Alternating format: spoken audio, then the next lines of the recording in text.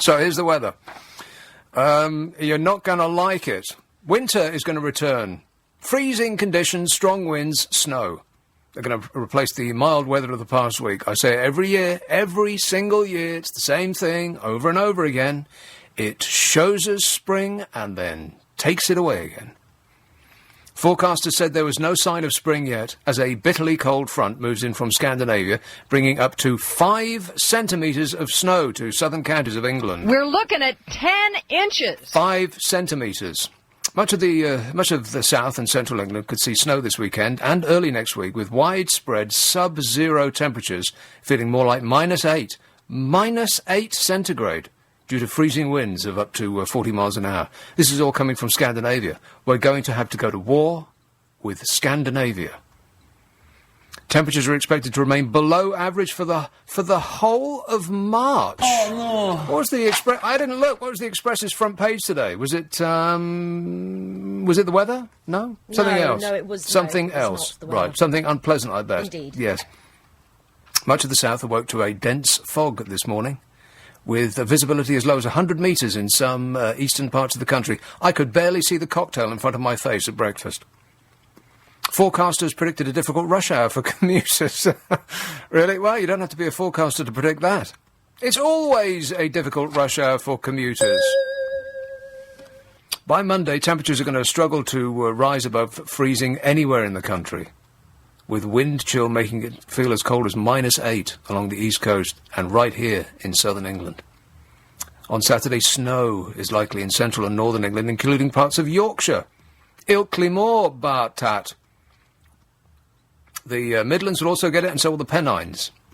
The snow will move southwards towards the end of the weekend. By Sunday night, snow's likely right here in London, and also East Anglia and along the south coast and areas such as Southampton and Sussex. London will see a dusting, will promptly come to a grinding halt. Southern areas could see up to 5 centimetres. East Coast and southern England will be battered by it's not just that the temperature is going to be cold. 40-mile-an-hour winds. And a Met Office spokesman said temperatures next week and throughout March will be well below average, which is very brave of him to make a prediction so far ahead. How does he know? He's just making this stuff up. He says this weekend there'll be a marked change into much, much colder conditions. Not just much colder conditions, much, much colder conditions. Any rain we have today will turn to snow across large parts of central Britain by Saturday. And by Sunday, the whole of the country will be caught in a bitterly cold easterly flow coming all the way from Scandinavia, and it will feel more like -5 to -8 in the wind.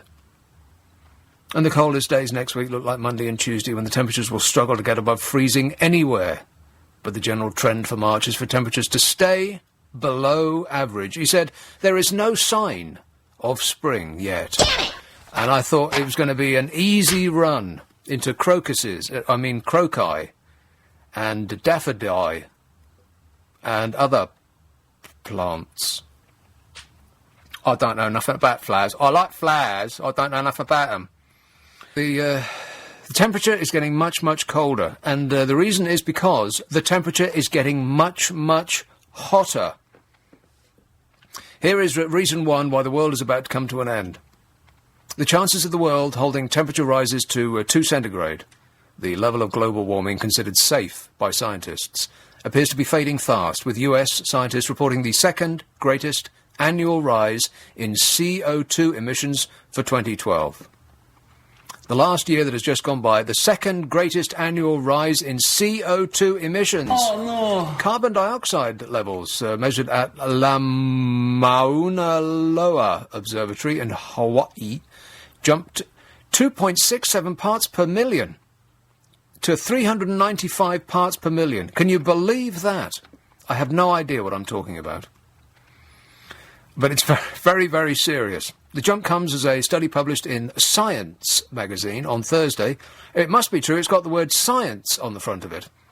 It was looking at global surface temperatures for the past 1,500 years, and it warned that recent warming is unprecedented. Can you feel it in the air? It's warming. No. No, not really, no.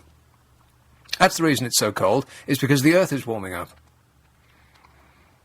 And anytime anybody says to something like, "Oh, it's global warming," they had to change the name, the phrase global warming to climate change, because if it was a bit chilly that day, people would say, well, obviously there is no such thing as global warming, because I personally am feeling cold. Where am I? Oh yes, halfway through the end of the Earth as we know it. UN climate chief Christiana said the staggering global temperatures show the urgent need to act. Well, that's us doomed then. An urgent need to act. All countries have to do is agree as one, come together to work for the benefit of mankind. That's all. So, forget it then. They told the Associated Press the major factor in all of this was the increase in fossil fuel use. It's a testament to human influence being dominant, he said. Yay, we're number one. The prospect of keeping climate change below that 2-degree goal is fading away. What is disturbing scientists is the acceleration of CO2 concentrations in the atmosphere, and they are occurring in spite of attempts by governments to restrain fossil fuel emissions. In other words, it's another one of these, and it's not just our government, it's all governments. It's an I'm gonna. You know that they're not going to do anything about it. They will see us recreate that movie the day after tomorrow, when we're up to our nostrils in ice. Only at that point will they do something about it, at which event it will be too late. And the reason that they won't do anything is because we will vote them out the instant they do. We don't want them to act on in our long-term interests because everyone's focused on the short term. And that actually, short-termism, I know I've said this before, over and over again, short-termism is what will do for mankind.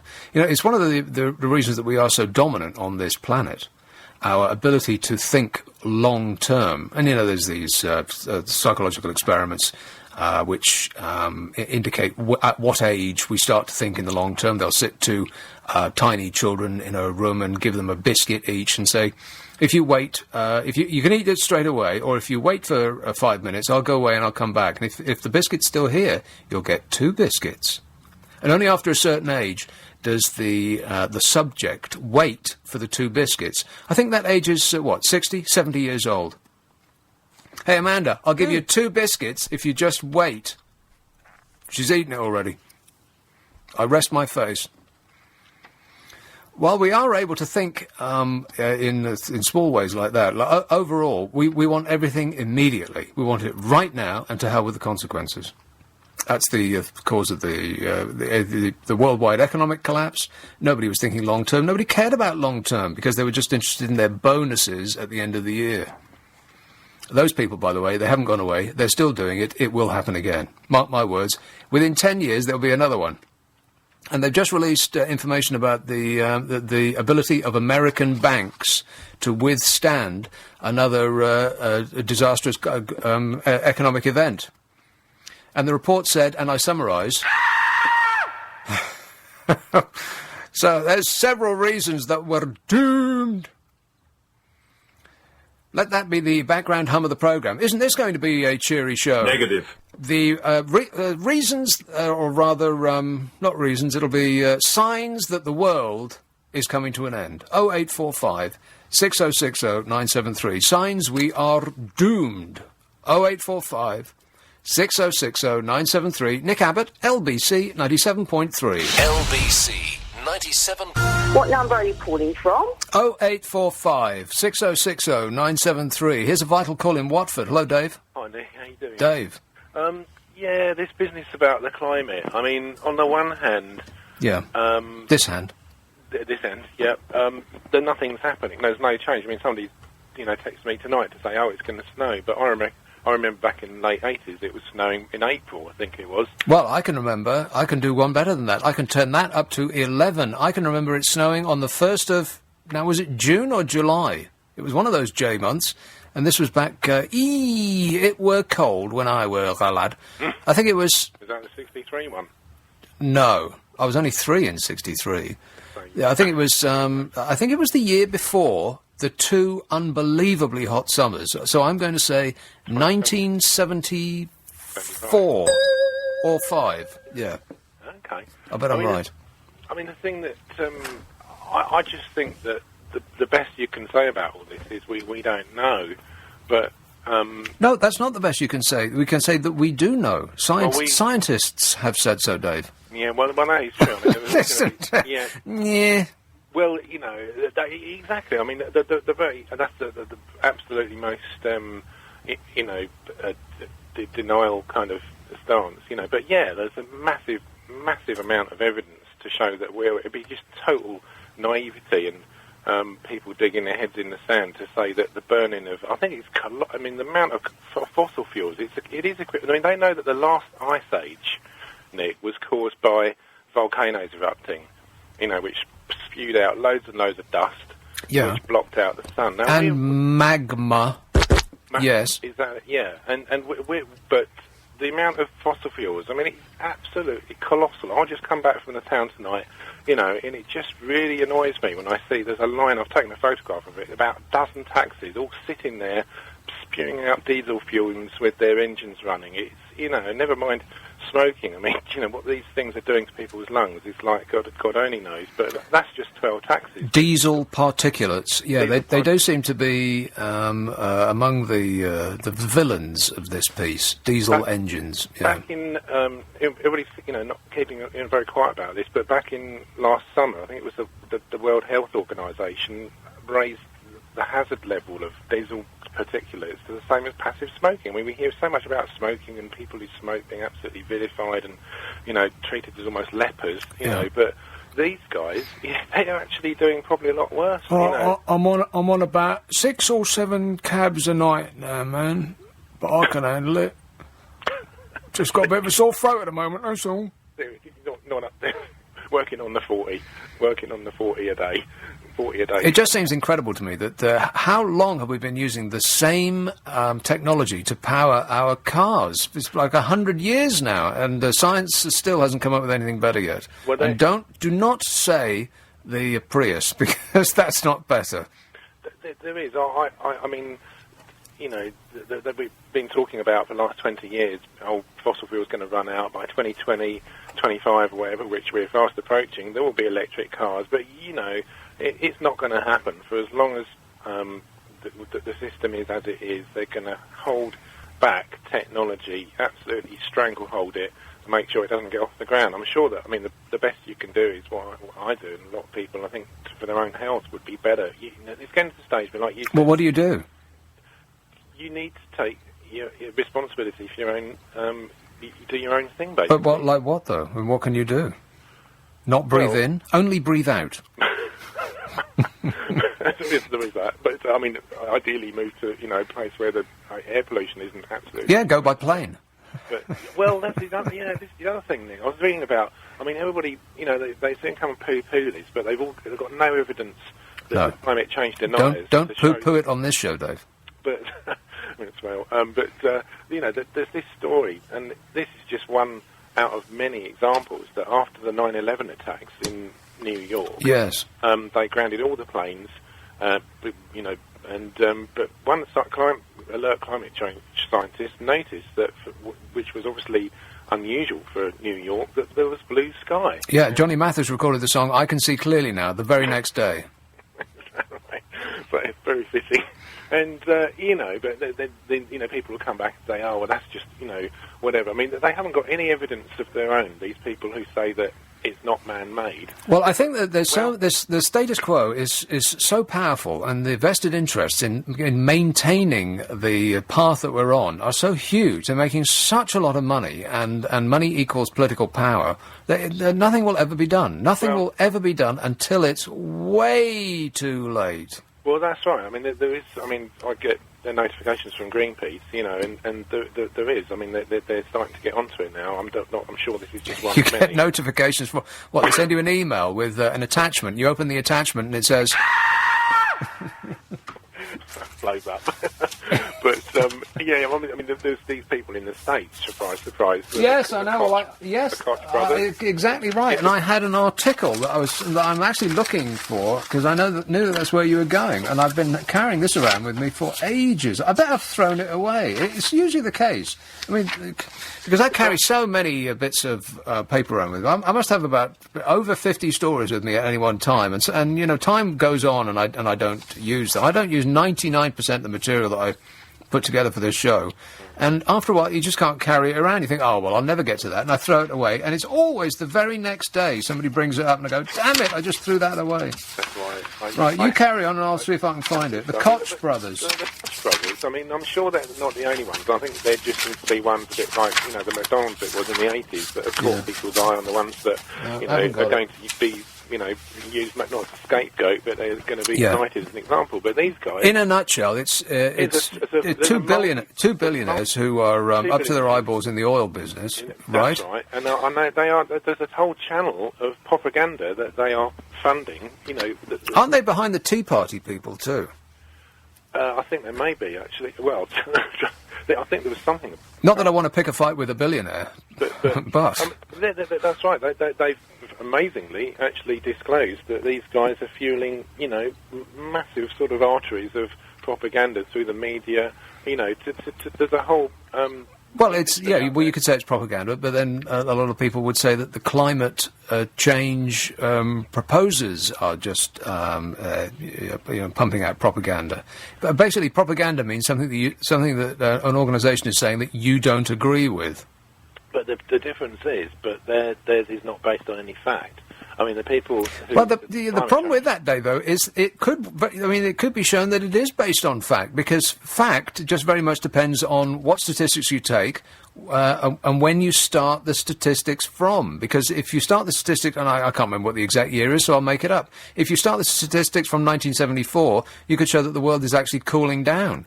But if you go further back than that, then the line is going upwards. So, you know, there's facts and then there's facts. Well, like I said, you know, earlier, to be honest, if you wanted to be really, whatever the word is, you know, if you wanted to be really yes, blunt about it. Oh, I see, blunt. Well, not blunt, but if you wanted to be really on the fence about it, then you the best you can say, the very best, is you can say we don't. Absolutely, no one knows absolutely for sure what the future holds. And so there'll be two answers to that thought, and I'll finish them for you. The first is we must do everything we can in our power to avert a crisis, even if it doesn't happen. And the second is why spend billions, if not trillions, of pounds on trying to avoid something that's not going to come our way.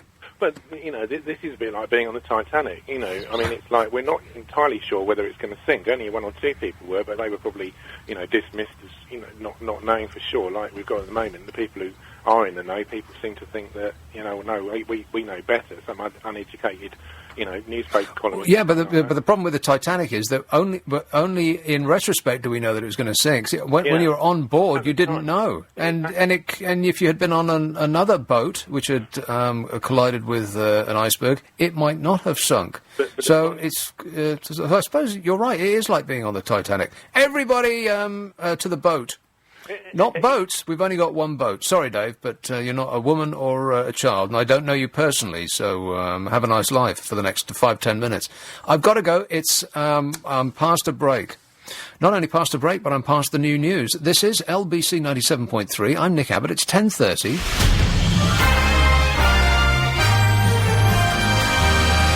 Here is the news with Zora Solomon. London's biggest conversation with Nick Abbott. Please hold the line. I'm trying to connect you. Here's Tunbridge Wells. Hello, Mark. Good evening, Nick. How are you? I'm great. Thanks for asking. Right, I thought I was going to be really, really the most positive I've ever been when you said about 1963 you were 3. Yeah. I thought you must be making that up because I looked at your picture on the LBC website and I thought you was about 25. Yeah, that was taken when I was 25. That's so stupid. I didn't think of that. So hang on, I could just say yes. Say yes. Yeah. I actually look like Wilfred Bramble's older, less healthy brother. like Arthur Askey. You look like Arthur Askey. Yeah, exactly right. Yeah. Yeah, I so look like I look like Sid. I can't remember his name. Sid James. Yeah, like an old. My face resembles an old man's testicle. I won't lie to you. Oh no! I wish I'd not said about your age. Anyway, you look lovely and young, like Yeah. little skin. I thought I discovered like this young up and coming guy, and you're really just an old Fart. Yes. has-been. Say it. What? Look, the thing about the Old Titanic. has been. No, if only, Mark. I'm an old never was. No, you're brilliant. You're brilliant. The thing about the Titanic, you know what's really, really cool for someone like me who's a committed coward, that nowadays, if it is the Titanic and we're all on the Titanic, women and children and everyone, we're all equal, so the men get to go in the lifeboats first and leave all the women and children behind. How cool is that? Yeah, as long as it doesn't happen on International Women's Day. Anyway. How have you celebrated International Women's Day, by the way, Amanda? Woo! Yeah. How have you celebrated it? I ate some cake. Oh, we love Amanda. Right. Anyway, So, anyway. I didn't realise you were so old. Anyway, so nice to know that that you look on that picture. You look lovely. I'm going now. I don't know what to say. I'm lost for words. Okay, thanks a lot, Mark. I'll send you a bunch of flowers in the post. They were intended for my mother, but Mother's Day. I give up. I tweeted this the other day. I tweet. Do you tweet, Amanda? Sporadically. I've just started, actually. Right, okay. Well, and I tweeted this, and it occurred to me. Birthdays, Mother's Day, and Christmas. That's 3 presents per year for nigh on 45 years. I've run out of ideas. She gets nothing. 0845 6060 973. Let's take some texts and emails and then some more calls. Concerning the end of the world, this says, Nick, don't worry about it. It will happen in America. The Yanks will film all events as they unfold and make loads of dosh. Nick, don't worry about climate change. Worry about that little fat dwarf Kim Jong-un, who is threatening a surprise nuclear strike against the West. Surprise! Yes, Kim Jong-un. Someone's going to have to put him back in his box. What is his problem? By the way, people of North Korea, that texter was right. He's the only fat person in North Korea. Just ask yourselves, how did that happen? And then do the right thing. And by do the right thing, I mean with great vengeance. I'll get to Kim Jong-un a little later. He's the son of... So I do the old the David Letterman joke again. Can I do it again? He's the son of Kim Jong-il, who is the son of mentally ill. Here's Edgware. Hello, Gareth. Hey, Gareth. Nick. I've listened to you for many years, and I agree with you most of the time. However, I must take an issue with you. Issue? Absolutely, bless you. So, it was with regards to you saying that there's been 100 years of technologies to do with driving cars. Yes. We've not thought of anything better. No. Not so. Over maybe 3 years ago, GM and SKF, 2 huge, monstrous firms, SKF, I think, part-owned Volvo, etc., etc. Oh, yeah. They came up with something called the high wire. Look it up. There's some video of it on YouTube. What's a high wire? The high wire.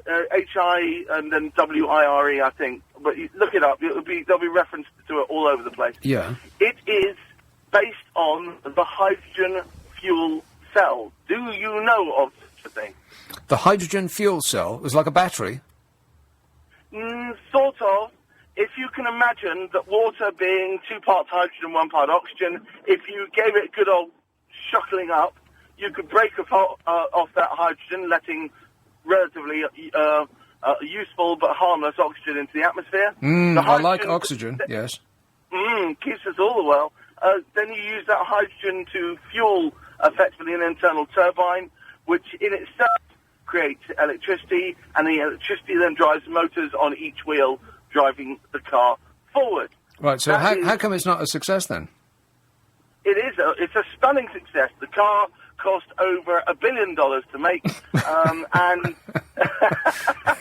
And it's available at your local retailer, yeah.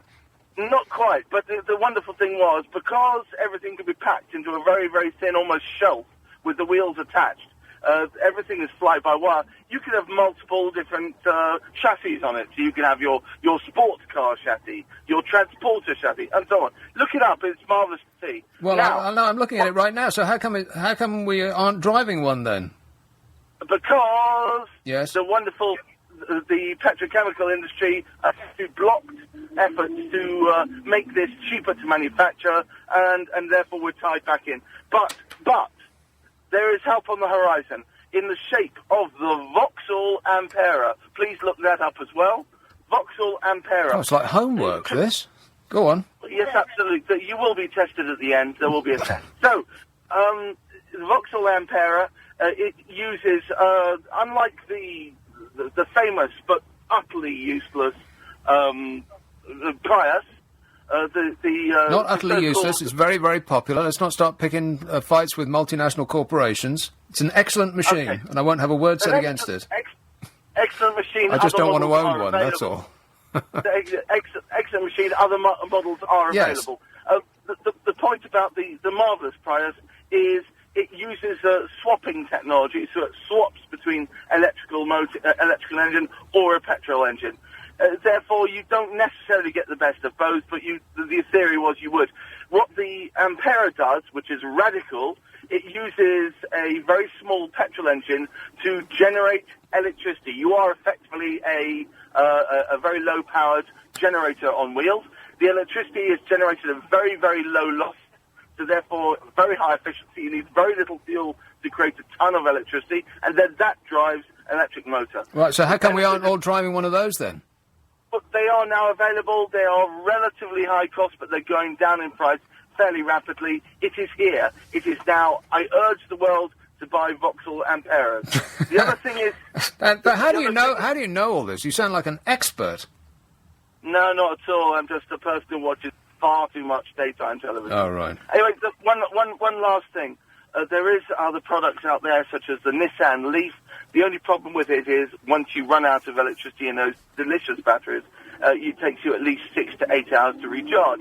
The benefit of the Vauxhall Ampera is that if you run out of electricity in its batteries, you just switch over to the other one, which charges up the battery as you go along. Therefore, theoretically, given that you can still fuel up from time to time, you should never run out of electricity. Well, it sounds like your talent that's wasted watching daytime television. I've been told that many times. However, I still persist.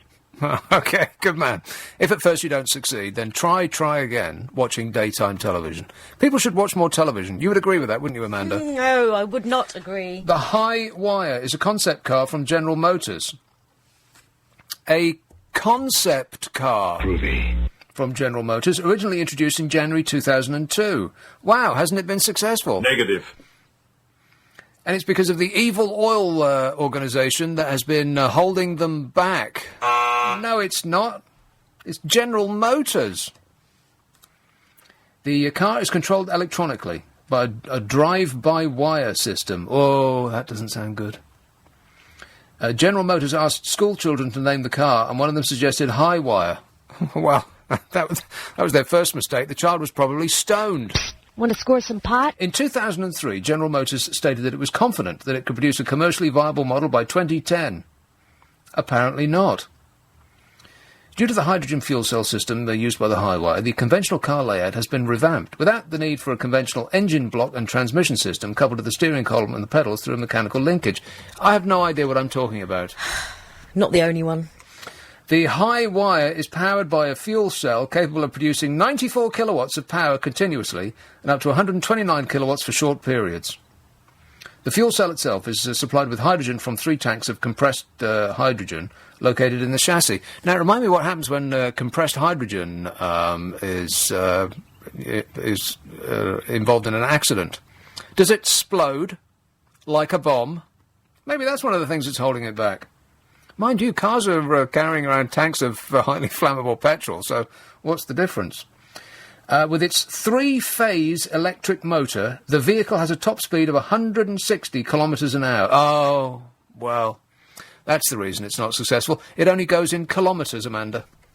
We do miles per hour here. See? It'll never catch on. 0845 6060 973. Nick Abbott, LBC 97.3. Formula with Nick Abbott. Well, the whole world's gone crazy. Yes, and it is driving inexorably to its doom. Literally. Some texts and emails on that subject. Global warming, they always blame burning fossil fuel, says this one. Never the loss of trees, which absorb CO2 and give out O2. As far as fossil fuels go, the most hazardous form of transport, polluting the environment, is the aeroplane, says Andy. Yes. We're sitting on a rock, orbiting a star that could fit the Earth into it 1 million times over. The sun burns 800 million tons of hydrogen a second, and these jokers are selling us on cutting down CO2 which plants breathe. Hello? He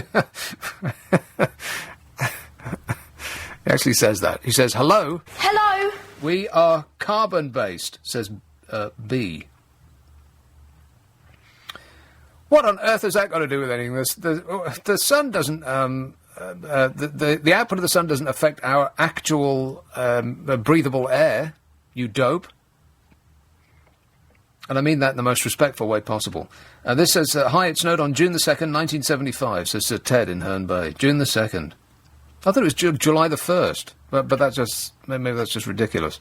But I was in Scotland at the time, so it is possible. This says, how many more times must physics, such as myself, don't they mean, well, there's a clue, physics such as myself, it says.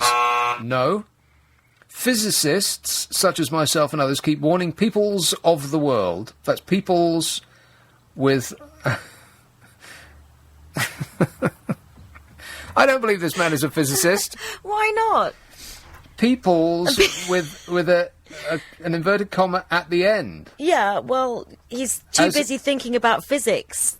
As in, the world belongs to the peoples. Well, it does belong to the peoples, Well, I said, Nick. no, it doesn't.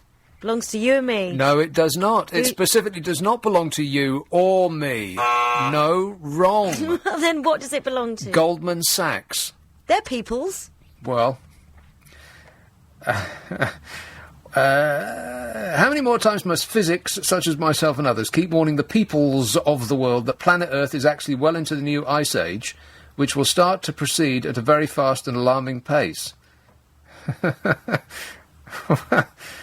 Why are you and other broadcasters not warning people about the huge comet that is heading towards Earth?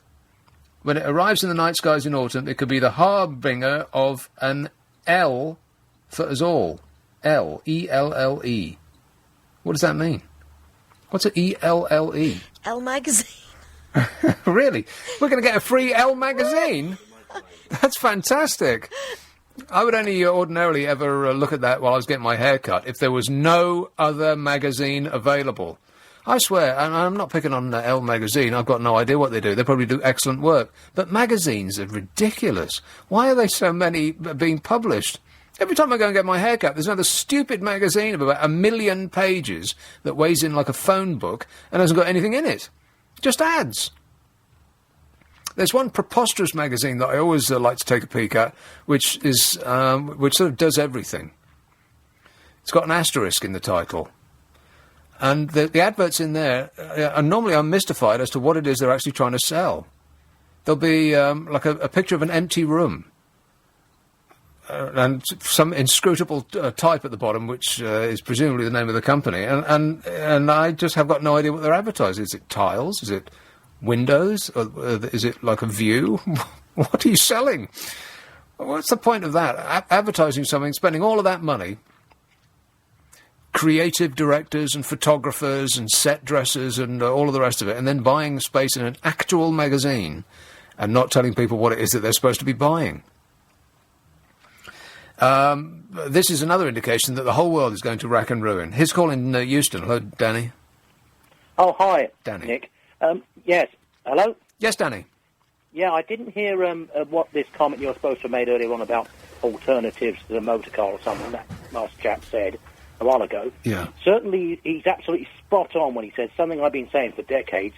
that you said why haven't these caught on? But he's quite right, because of the oil lobby, especially American oil lobby. You have, for over 100 years, 110 years or thereabouts, since the development of electric vehicles, had a vested interest in suppressing them. Because they don't want them, because if they can't sell their oil, then, you know... Well, yes, I understand that. I understand that argument, but and that would be a logical argument if we were talking about the behemoths of the oil industry picking on a small company like Fisker or something like that. You know, they got that Fisker electric car. But that's not. We're talking about General Motors. Right. Well, yeah, well... that's two Goliaths going at each other, that is. As I say, the other thing is, don't forget, the chap mentioned some modern... developments. Don't forget, as I say, we had battery electric vehicles in 1900, buses and taxis. Also, of course... but there must have been some reason why they didn't catch on, presumably because they just run out of fuel. No, not necessarily. Well, during the war, then? of course, we had the gas bag buses and cabs during the war, i.e. the taxi cabs that had literally a big gas balloon on the roof. And the I remember seeing pictures of those, yeah. Oh, you have seen. And the buses had them on a trailer behind. Yeah. And, of course, relatively more recently, we've had the LPG FX4 cab in 1970, in the early 70s, around about H, J and K. About then, there were some London taxi cabs which ran on LPG. Yeah, but what happened to them? I mean, why isn't this... presumably the stuff isn't taking off because it's not a fully functioning alternative to the internal combustion engine. Well, I disagree. I'm sorry, but I'd say this much. Put it this way. So far as the internal combustion engine is concerned, right? Now, look, if you go on a boat, on a ship, right, it runs by oil or diesel. It used to run by steam, coal, etc. It's changed its method of propulsion. If you get on an aircraft, it doesn't run on pistons anymore. It runs on jets. Also change its propulsion. If you get on a train, it doesn't run by steam anymore. It runs on diesel or electric, right? Now, of all those modes of transport, you tell me the one thing that has stayed exactly the same since 1896, the motor car, because it still runs on the internal combustion engine. Yeah, I said that already. Of a modification. Since 1896. Yes, but presumably that is... Yes, I've already said all this. But the reason is because we haven't come up with a viable alternative.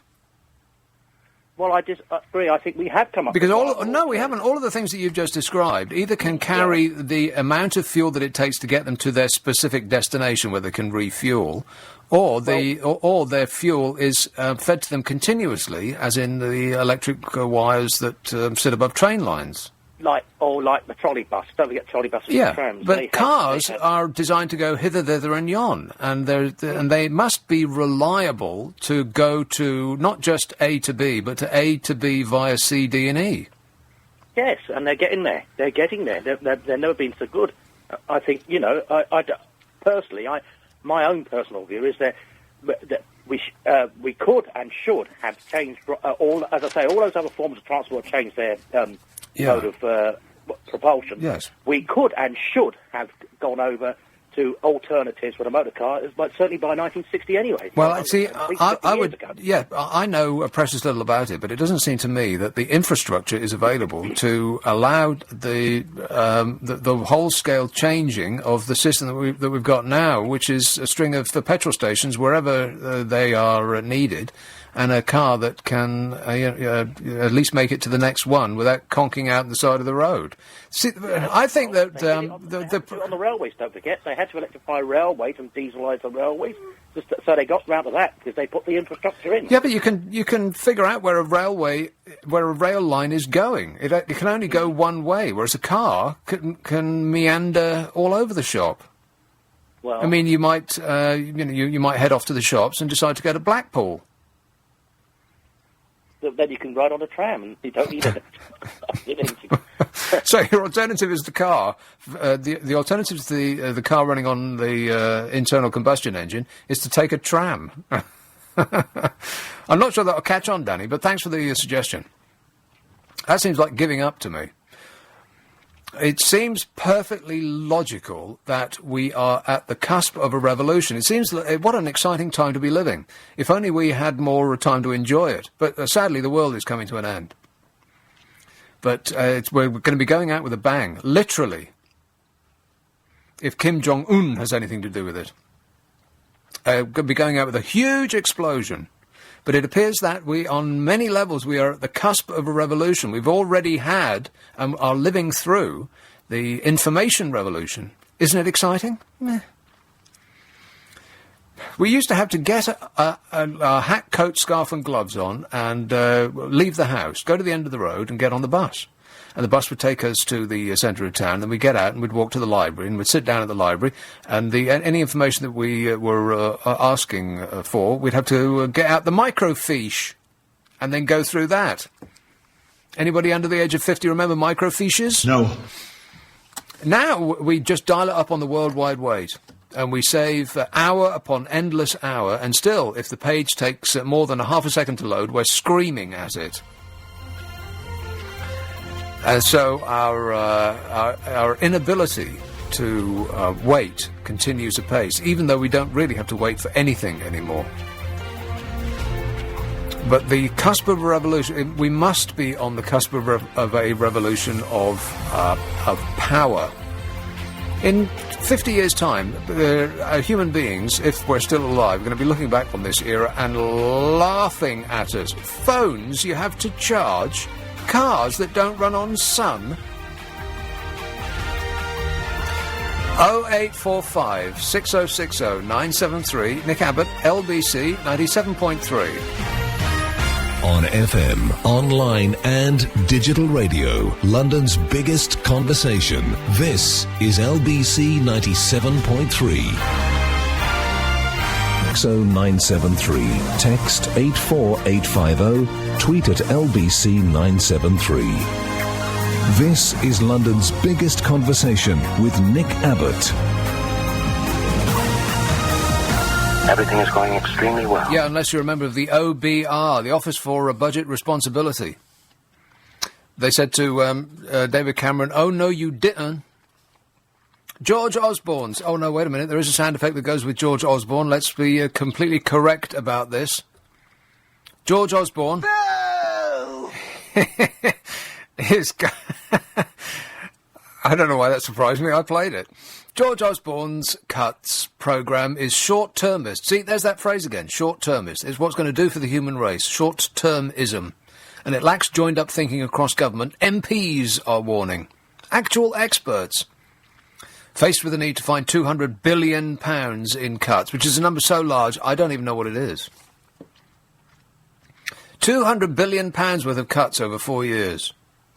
From 20... You know, the government actually takes over £1 billion in... Guess what period it takes the government to rake in £1 billion in tax? Have a wild stab in the dark, Amanda. I double dare you. Mm-hmm. 2 weeks. Is the wrong answer. 1 day. One it's day. It's worse than I thought. £1 billion in tax. 1 day. What the hell are they doing with it? That'll be the question that will underpin the rest of this programme, along with the signs that the world is coming to an end. What on earth do they do with £1 billion worth of tax that they take from us every day? Faced with the need to find £200 billion in cuts over the next 4 years, the Treasury took the axe to those budgets that were easiest to cut, the Commons Public Accounts Committee said. Maybe they should cut the Commons Public Accounts Committee. This was despite the fact that they undermine the government's stated priority of encouraging growth, said the Commons Public Accounts Committee. This is a report published today. The cross-party committee described some spending cuts as ill thought through, which rather suggests that they were thought through at all, rather than just, mentioned in a blind panic. That one. MP said there was no evidence of clear thinking about how savings in one Whitehall ministry could impose knock-on costs for other departments. In other words, the law of unintended consequences, which seems to, like politics in general, any political decision seems riven with unintended consequences, always. Like targets. Anything that has a target. The banks, the NHS, bonuses in general, they all has unintended consequences that are almost always the inverse of that which was intended or proposed. The report cited the decision to slash spending on capital projects from 60 billion to 38 billion in real terms, a move which was partly reversed. In other words, everybody's an expert, and nobody, in truth, nobody really has the faintest idea what they're talking about. If it's about the economy, it's about the long-term weather forecast. It's similar. No one has a clue. But think about it. If people are being paid millions and millions of pounds, well, I don't know, how much does an economist earn? How much does your average economist earn? A couple of million a year? Something like that? If they're being paid the big money to come up with these, great suggestions to essentially run government policy, and none of them can agree with anybody else, then that rather does suggest that they have got no idea what they're talking about. They're just guessing.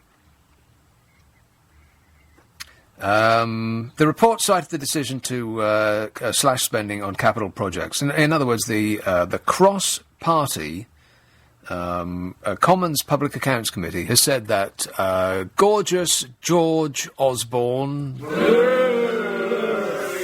doesn't know what he's doing, but that in truth neither does anybody else. And the Treasury, of course, they said, oh no it isn't. In a nutshell, the Treasury disputed the MP's findings. The PAC, the Public Accounts Committee, has chosen headlines over hard facts, a source said. Well, don't headlines contain facts?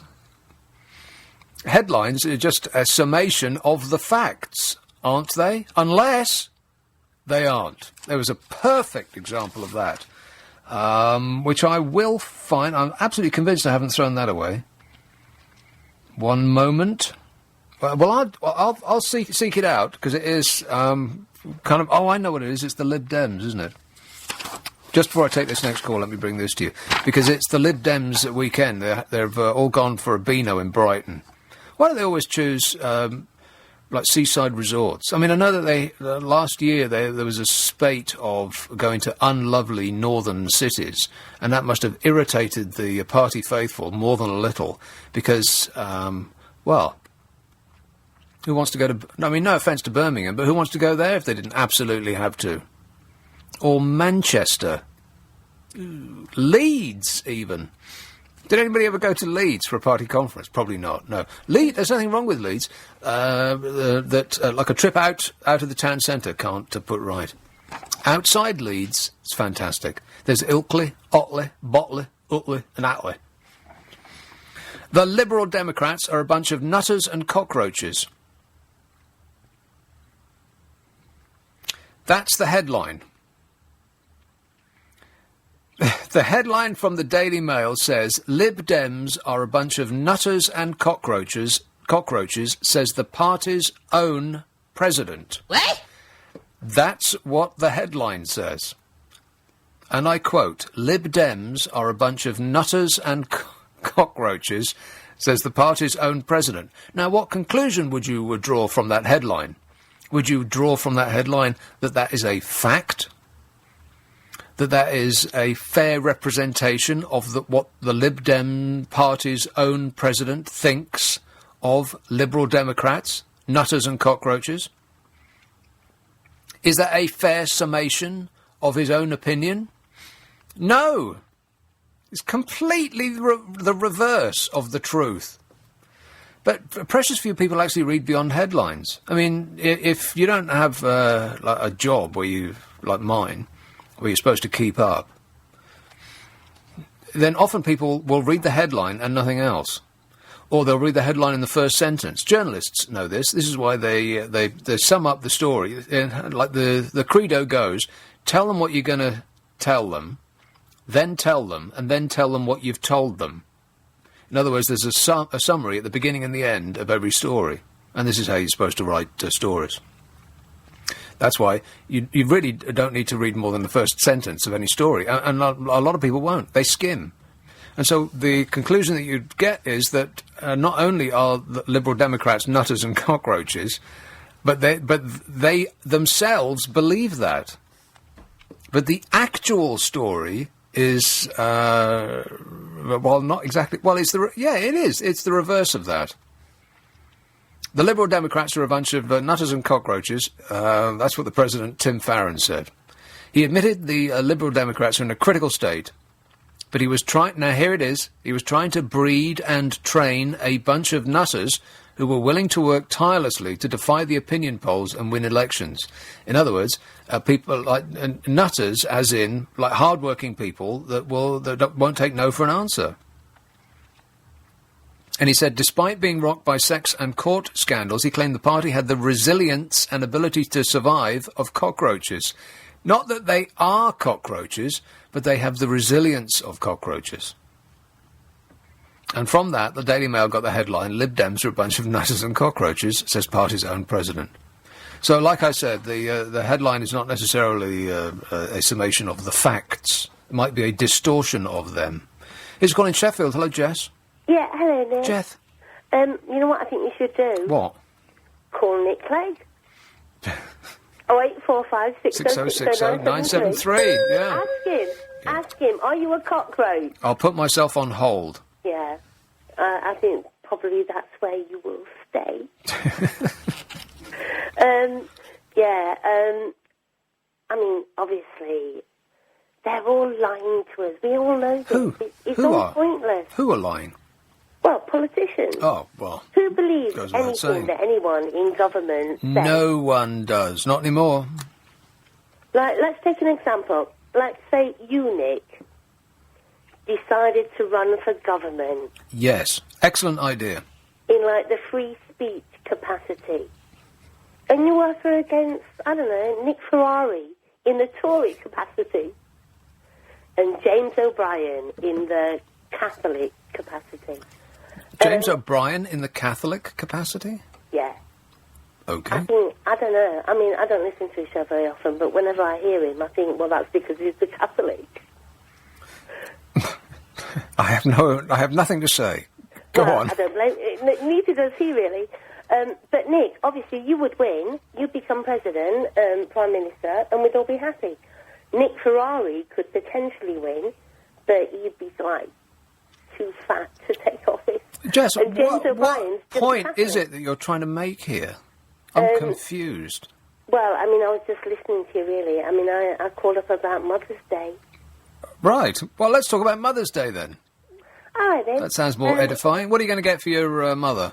Well, I stopped buying her a present about 4 years ago because I came to the conclusion that, like, if she wanted it, she would have bought it, you know? There comes a period after which you just can't think of anything to buy her anymore. So now what I do is I cook a meal, and the meal this kind of Mother's Day is Dover sole with Veronique sauce and a nice kind of crab and lobster starter. That's what I do. I mean, I don't buy into all the commercial things, but, I mean, I buy into Christmas. Now, when you say cook, do you mean open the box, read the instructions and put it in the oven? Well, obviously, I mean Marks and Spencer. Of course I do. Well, that's terrible. Other meals are available. Yeah, no doubt. Ready meals and takeaways are the staple diet of 9 out of 10 families in this country, according to a survey published today. You're not part of the solution, Jess. You're part of the problem. Oh, well, never mind. Can you believe that? 9 out of 10 families have ready meals and takeaways as a staple diet. Oh, well, everyone loves a bit of horse and chip. Well, not a bit, but not for pretty much for every day. I mean, that's what staple diet means. That's the basis of your food intake is ready meals and takeaways. Yeah, not just a few. Oh, no. 9 out of 10 families. No, I think you've been a bit posh. I mean, I think that for most of us, well, I mean, what do you consider to be a ready meal? Something from Waitrose? No, anything that comes in a box. Anything. It doesn't matter where it comes from. If it's ready, all you've got to do is heat it up. That's a ready meal. Matter. There's no point saying it doesn't matter. It does matter. It doesn't matter. If you've got a ready meal from Marks and Spencer and you've got a ready meal from Iceland, it could quite well. I don't know that this is true, but it could quite possibly have been made by the same company. Yeah, no. You can't say that one is good and the other isn't. They're both ready meals. Okay. There's no getting around it, Jess. You're not doing right by your mother. I'm sorry. sorry. Try buying actual food. You remember actual food, don't you? No. You know, food that hasn't been mushed into like a stew and squirted up a pie. Actual, real food. I am stunned. And what's on television? There is nothing, and I mean, especially if you look at daytime television, the only choice you've got is repeats of Top Gear, where you can see how Jeremy Clarkson used to look. And it's quite shocking, actually, because you get used to how that trio look now. And only a few years ago, it's not long, what have they done to themselves? They have, it's like they're collapsing in on themselves. It's like their face, all of the muscle tone from their face has dropped and is trying to explode out through their stomachs. He looks like he's trying to smuggle a football up his jumper. I've never seen a human being look that shape.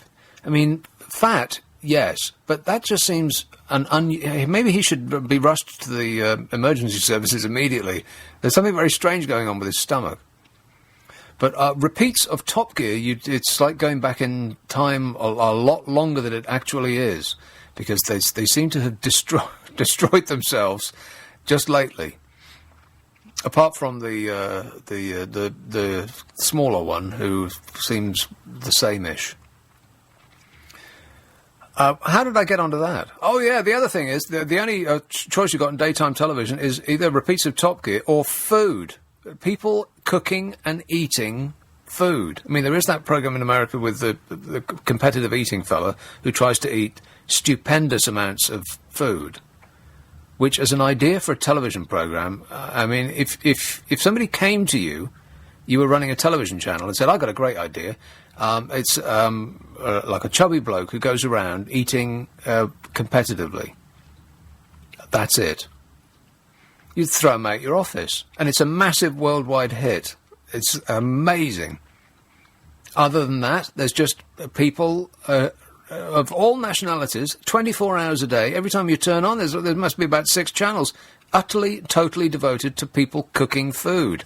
And does anybody actually cook food? Apparently not. I'll come to that in a minute, and many other things too. ELLE, by the way, in relation to the end of the world, is apparently an extinction-level event. That's what somebody has suggested by email. This shows like an education, ain't it? No. 0845 6060 973. Nick Abbott, LBC 97.3. LBC 97.3. At Bath Store this spring, there's up to 20% off your whole bathroom. Plus, we guarantee to beat any price. Biggest Conversation with Nick Abbott. Absolutely. Yeah, signs that the world is coming to an end by text and email. Nick, on the subject of the end of the world, as long as at least one beetle and at least one rolling stone is still clinging on to life, then I think that there is hope for us all. So says Matt in Telford. Rock and roll! Well, as long as they're clinging onto their hair. How have they managed to cling onto their hair? With everything that they've done to themselves, with as old as they are, they seem to be suspiciously hairy from the eyebrows up. There's this story that's in the news about this muddy water that's been cascading into one of the tunnels. You hear about that, Amanda? Muddy water? No. Yeah, muddy water. There was some rail thing. I don't know. Oh, I was of half course. listening. Yeah, the muddy water. And that brought me in mind of Muddy Waters. Because there's this thing on TV, as is the way with these things these days, it will come around again eventually. And it's the Rolling Stones playing with Muddy Waters, and it is a revelation. It's Keith Richard and Ron Wood, who are playing with Muddy Waters' backing band, and they are phenomenally good, despite being under some sort of... it's as though they're having a medical procedure done to their minds while they're playing. They seem to be under some sort of... they've taken some medicine.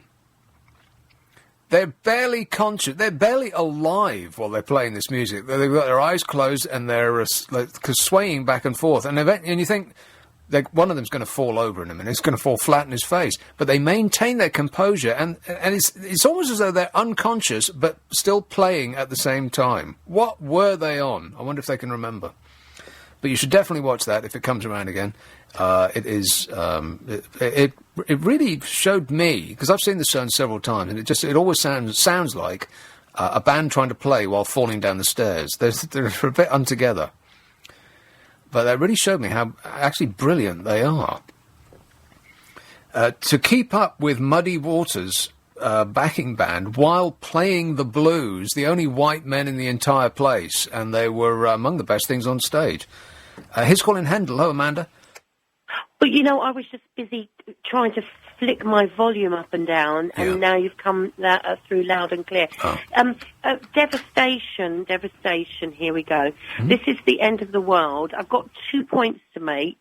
The first one, the last one will be about the food and giving your children sort of, not cooking for them. Yeah. But the first thing is, I upgraded my phone. I won't say what phone it is. Mm-hmm. But it's one of those fandangled smartphones, and I upgraded to the latest version, and I lost because I transferred all my music from my iPod to my iPhone. Yeah. Without mentioning any brand names, Apple. No, yes. oh gosh, I forgot. Anyway, I lost all my music through the iCloud. Does that make sense to people in La La Land? Not really, no. You lost your music in a cloud? Puff of iCloud, yeah, completely. About 10 years worth of music just gone. Well, can't you get it back? That. No, because I was supposed to sort of.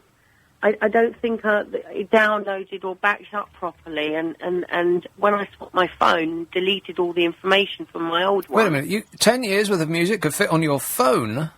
Yeah, well, I only had past tense, about 2,000 tracks. Right, so about 200 albums.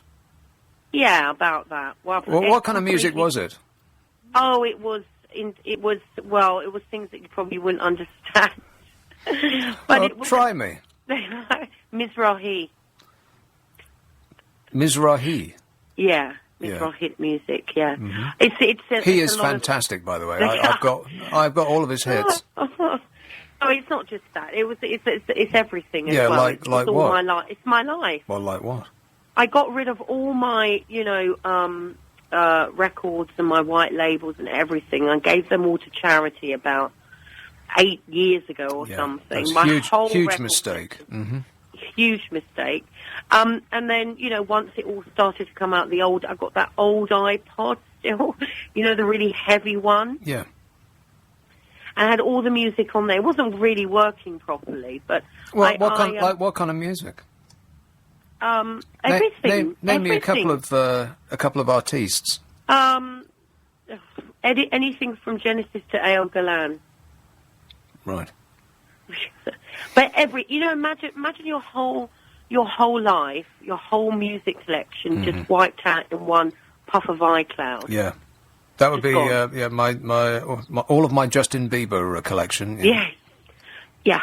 Exactly. Did anything happen to the Justin Bieber concert tonight, Amanda? Because there were some dopey girls on the TV just before I switched it off, just before my show started.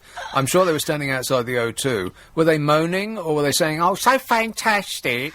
Which was it? Is it another disastrous performance? The paparazzi should leave him alone and treat him like a human being, which is what he is. Oh. Yeah. Is what they're saying. Just be a believer. That's what they're saying. I've got the second point, Nick. Yeah. Just before you give us your second point, Amanda, it's worth looking up on the World Wide Web, Justin Bieber versus the photographer. This is outside, I think it's a hotel or something like that. Now, there's two videos, one of which is you don't get to see who the person doing the shouting is. One of the photographers is saying, "Oh, that's assault, that is." But you don't get to see who he is. And then Justin Bieber launches himself out of the van in order to seemingly attack the person who was suggesting that he is a, very bad word. This photographer said that Justin Bieber is a very bad word and should go back to America or something like that. And so Justin Bieber's been bundled inside this van, and then he launches himself out of the van at this unseen photographer. Now, there is another video where you get to see the actual photographer who Justin Bieber launched himself at. And Justin Bieber, I don't know, he might be out of his tiny little mind, because the photographer is enormous, and he would crush him like a mop-topped grape. I'd pay a lot of money to see that, by the way. Anyway, what's your second point? Oh, I've never ever listened to one Justin Bieber. I've got no idea what he does. If you played one to me now and put a gun to my head, I would have no idea. No. Secondly, about cooking children food from scratch, which you were talking about. Listen, our parents, my parents' generation, who grew up in the war, evacuated, used to eat things from tins, like, Spam. Yeah, but that didn't constitute 90% of their food. Like, they didn't, they actually they made things to go with the Spam. You didn't just put Spam on a plate. Spam and treacle tartan custard. Yeah, there you go. And I'm not sure that the two really go together. Perhaps you want to have a word with your with your mum. Spam and treacle tartan custard. Spam and custard. That doesn't sound like a match made in heaven. I'm no culinary expert, but... Amanda, listen, I'm going to have to go because we're up against... Is it that time already? I can't believe it. This is LBC 97.3. I'm Nick Abbott. The time, 11:30. Biggest conversation with Nick Abbott. Are you trying to be funny? Because I'm all out of laughs. End of the world. Signs that we're all doomed by text and email. Signs that we're all doomed. Justin Bieber, says Sir Simon in Windsor. That seems a little bit harsh. I mean, those acts that are... They're not for us. They're not even for you, Amanda. No, they're certainly not. No, they're all rubbish. They've always been rubbish. Every single one of them. Every single one of them. But he's got the highest number of Twitter followers in the world, hasn't he? He's got more than Obama. Well... So somebody likes him, is what I'm trying to say. Yeah, but Obama doesn't wear his cap on backwards, and he doesn't need to pull his pants up. And he doesn't walk in that really strange way that... Why was he walking that way when he comes out of the hotel? Kind of crouching down. I think he was trying to avoid, well-wishers or, photographers, music lovers, trying to avoid music lovers. That was probably it, yeah. Music lovers have been protesting outside his hotel room for days now. Furious with him. I don't even know what he sings. Do you have any idea what he sings? No. Some of the rubbish, honestly. But it's always been the case. There was that Osmond fella. What was his name? Jimmy? Donny? Yeah, one of those. They did Crazy Horses, which I actually didn't object to that much. That means you like it. Crazy Horses. Wow! I think, didn't Muse or Metallica do Crazy Horses? I think wasn't it Metallica that did a version of Crazy Horses? I know what you mean. Somebody did, yeah. Yeah, somebody did it really, really heavily. Well, speaking of very, very heavy music, by the way, Tony Iommi out of Black Sabbath has written Albania's Eurovision Song Contest entry. Rock and roll! If that's not a sign that the end of the world is nigh, I don't know what is. Tony Iommi, what are you doing? What is this? PM to the nation on the last day of the world.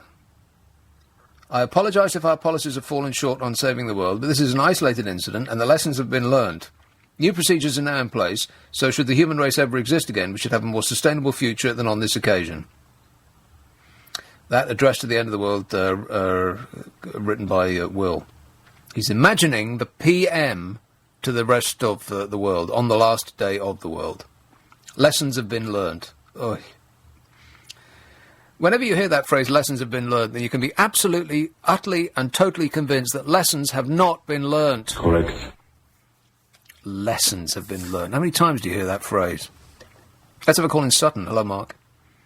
Hello, Nick. How you doing? I'm very well, thanks. Mentioning Justin Bieber, I just had to say that I read in the paper yesterday he had to go off stage complaining he was short of breath. Yes. It wasn't well. But I remember, I'm in my 50s now, the wrong side of 50. I remember when I was Justin Bieber's age, I could go out, drink copious amounts of alcohol, have a nice evening with a young lady, get home at 4 o'clock in the morning, and then get up for work at 7 and do it standing on my head. No problem. Were you in the circus? No, I was just a builder. But how can he be complaining of being ill, short of breath at his age? He's only 18, for God's sakes. Well, I imagine there was something else going on. Who knows? Publicity stunt. Yeah. But did you have to do your building work surrounded by 20,000 screaming teenies? No. Occasionally. Oh, really? Occasionally. Right.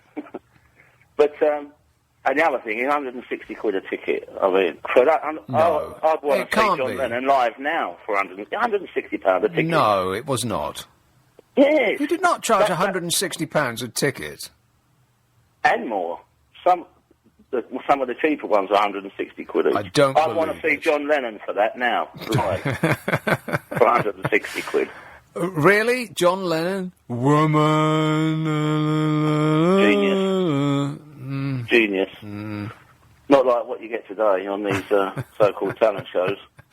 Well, John Lennon would never be on a talent show. That's the reason why they're... all the best... Nobody good ever came from a talent show. No, of course not. When I was a boy, when I was in the 70s, we had your Bolans and Bowies and Freddies. They all wrote their own songs, composed their own music. Now it's just like a factory. Well, you could say the same of Elvis. Elvis didn't write his own songs. You know, some of the greatest acts in history never wrote their own songs. But where's the originality? You know, Nick? Frank Sinatra didn't write his own songs. Yeah, I know. Look at him. What does that mean? Look at him, the most celebrated singer in history, with the possible exception of Elvis Presley himself. If there's a toss-up between the two, I'm going with Frank. Frank just had everything in the right place, didn't he? Yeah, he had friends. Yeah. Don't mess with Frank. And don't go to bed before Frank goes to bed. Thanks a lot, Mark. 0845 6060 973. On the subject of the end of the world, Australian billionaire Clive Palmer says this message is planning to construct a new passenger ship. It will be named the Titanic 2. The ship will be twice the size of the original, but this time will have enough lifeboats for all on board. Is that a good idea? I suppose you... Huh? No, of course it's not a good idea. I think it probably is a brilliant idea. You think it is a brilliant idea? Yeah. Well, why do you think it's brilliant? Well, because it's not because people want to recreate the Titanic. Well, I think they do. No, people don't want to recreate the experience of the actual Titanic. And I'm not talking about, bashing into the iceberg and like, remove that bit from the equation. But that's not what they want to recreate. They want to recreate the experience of watching the film The Titanic. That's true. That's what people were going to be spending a lot of money going on that boat because they want to be Leonardo DiCaprio and what's her name? Kate Winslet. King of the world and all that. Yes. Yep. There'll be loads of people doing that. Yeah, no spitting over the side, though. That's the only bit of that film that I didn't like, the spitting over the side. I'm with you on that. I can't... I didn't mind to see thousands of people die in horrible circumstances. But expectoration, leave it out, will you? Somebody spat next to me today. Somebody sat next to you? Spat. Spat. Just walked past me and just spat. And we weren't even outside. It wasn't in this building. Right, were they making a comment on you? Because no, it wasn't at me. You do sometimes get that in the street. Like, you walk by... Nobody's ever spat at me on this. No, not at you, but it's as though they're making a comment. I think they think it's tough or something. Yeah, I exactly gave them a right. really That's dirty precisely look. what it is. Well, footballers do this all the time. It's interesting that the only sport where it seems it's apparently necessary to spit all the time. You don't get snooker players spitting, do you? Well, they're not really working up a sweat, but there's other sports where people run about a lot, like rugby, for instance. They occasionally do it once in a blue moon in cricket. Actual running involves running, believe it or not. And spitting does not seem to be the order of the day, whereas in football it is, and it is a hard man thing. It's either a hard man thing or it's making up for a mistake. Because if they, Yes. you know, if somebody powers down on goal and misses it from 3 inches out, That's so which true, you see yeah. every now and again, then there'll be an ecstasy of spitting by the guilty party for at least the next few minutes while the cameras are trained on them, as though to say, well, you know. It's almost like they're being uber casual, isn't Yeah. it? Yeah. I Morons. just said Uber. I didn't mean to do that. Where have you just been on holiday? I didn't really go on holiday. Oh. We just took a break. Yeah. From me? Yeah. Oh, pretty that's much. nice. Thanks very much. 0845 6060 973. Here's the end of that story that I was talking about some moments ago. I actually haven't got to the end of the story about the end of the world. The amount of articles that I start and I never finish on this show, it's a disgrace. So I do the end of the world thing, and then we can just forget about that and march swiftly onwards. This is about climate change. You know that that there's a global warming because it's so freezing cold outside. Extreme weather is predicted by climate scientists to occur more frequently as the atmosphere warms and CO2 levels rise. And this has already been seen widely in the last year or so. China and India have experienced their coldest winter in decades. Australia has seen a 4-month-long heat wave with 123 weather records broken during what scientists are calling its angry summer. I bet my glamorous assistant wants to find out what the weather is like in... what's the hottest place there? Is it somewhere like Uluru? You want me to find the weather in Uluru? Or Holla Holla Walla? Okay. No problem. But try Perth, or... Because Sydney's clement-ish, isn't it? Yeah. Brisbane, isn't that supposed to be? Okay, then Brisbane. I've got no idea where Brisbane is. In Australia, I expect. China and India, the coldest winter in decades. Australia, 4-month-long heatwave. Earlier this week, the Met Office warned that the extreme patterns of flood and drought experienced by Britain in 2012 were likely to become more frequent. 1 in every 5 days in 2012 saw flooding. But 1 in every 4 days were in drought. What? And the Earth is now the hottest it's been for 11,300 years. And we're about to go past the level which scientists say is safe.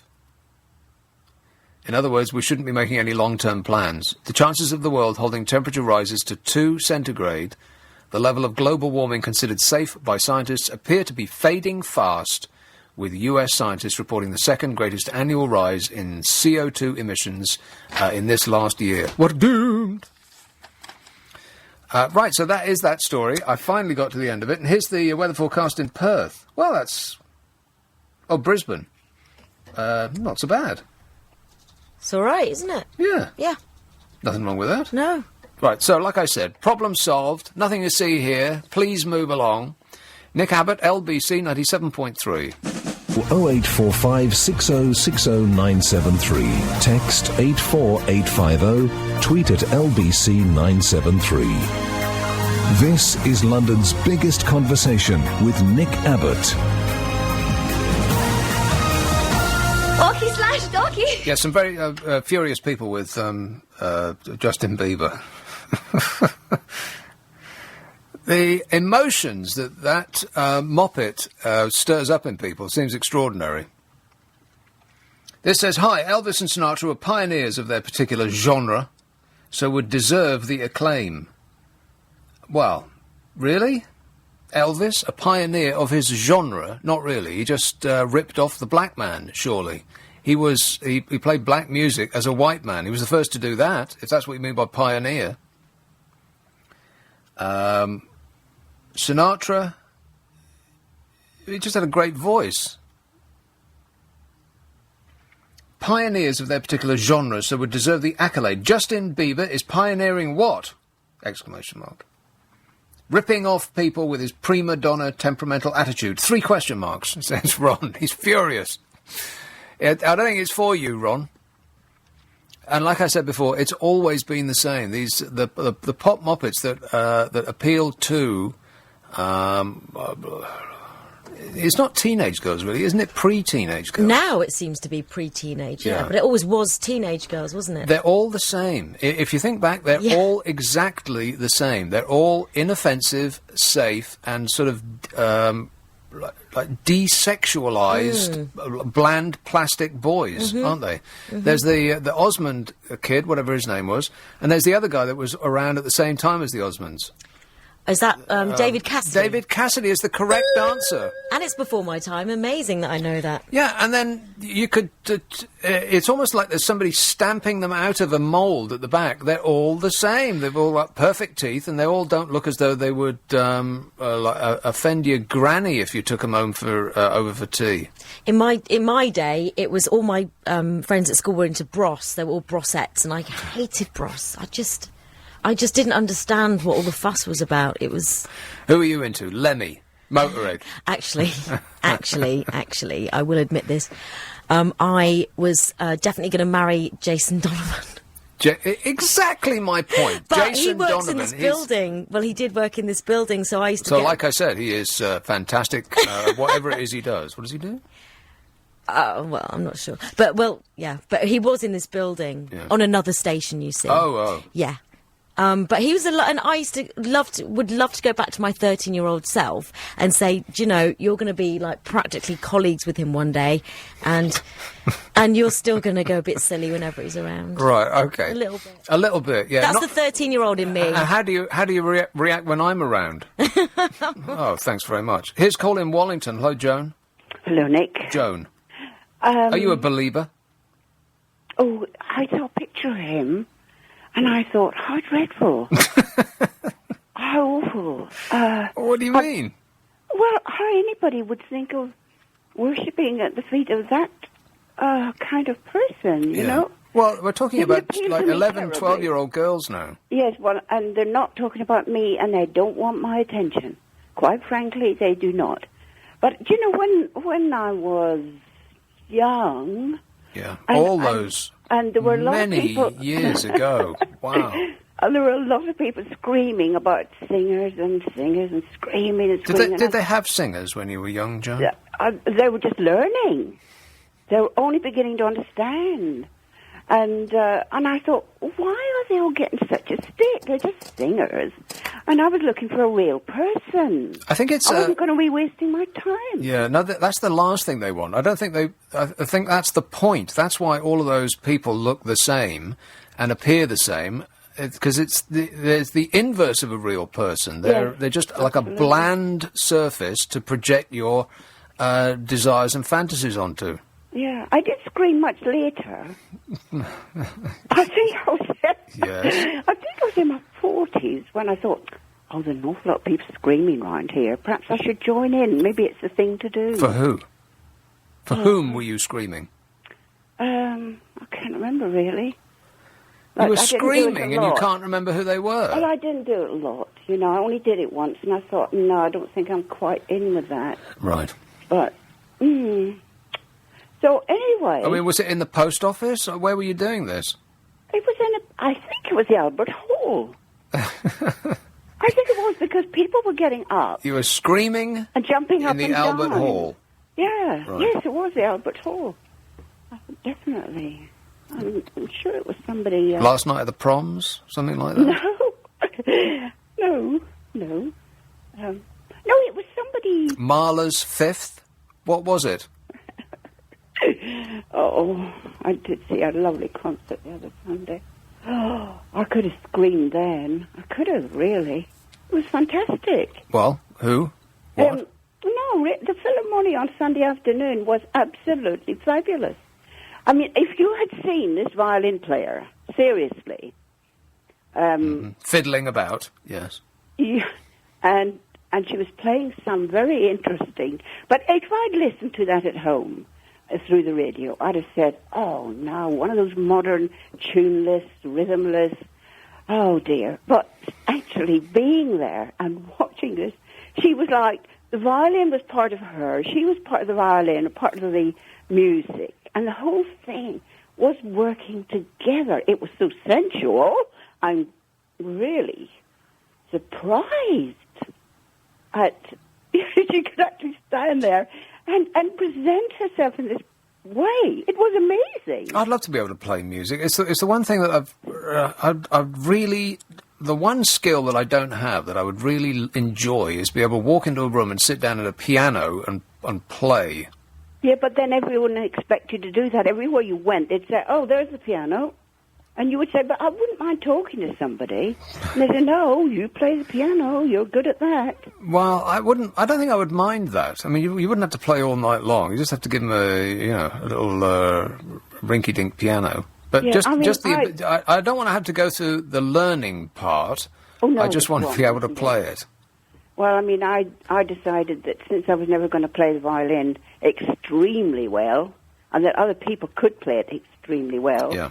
what was the point? Exactly. I'm not going to do that. That's the attitude that I've taken to almost everything that I've tried. If I can't do it to perfection, then I'll give up immediately. What other things have you tried then? Oh, everything. What everything? I bet you haven't tried anything. You just said that, haven't you? What? You just said that. If at first you don't succeed, give up. That's my policy. Yes. Don't be like Bruce and the Spider. But I was gonna tell you about George Orwell. And you probably aren't going to listen anyway. George Orwell? Yes. Why? George Orwell. Well, because you're talking about the weather, and you said, oh, this hasn't happened for 7,000 years. No, we're the warmest now that we have been in 11,300 years. Yeah, so before that, we weren't in the world, were we? So whatever was happening then was nothing to do with us.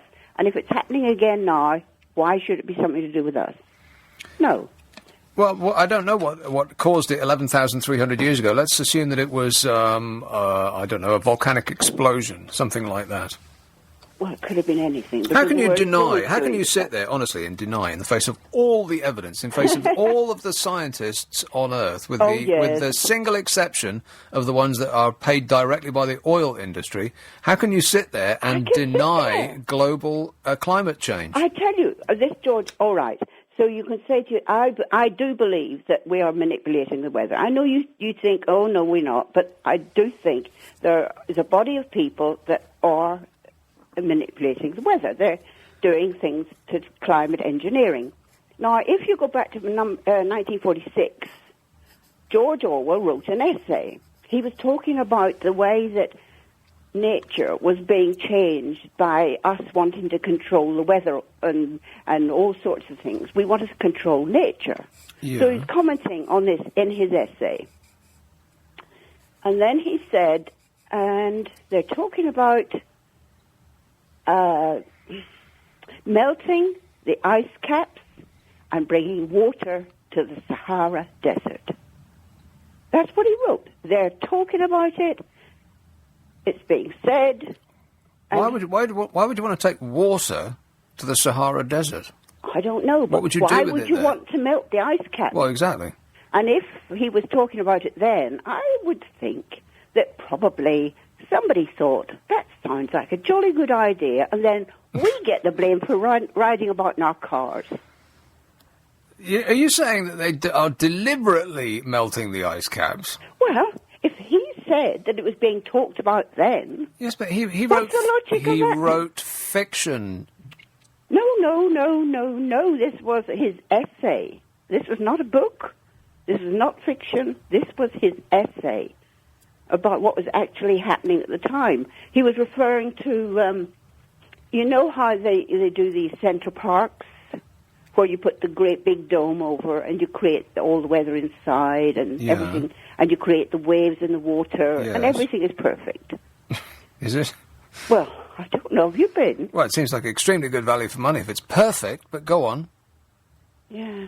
And so he was just saying, as an extension of those thoughts, where people are really desperately trying to control what nature is giving us.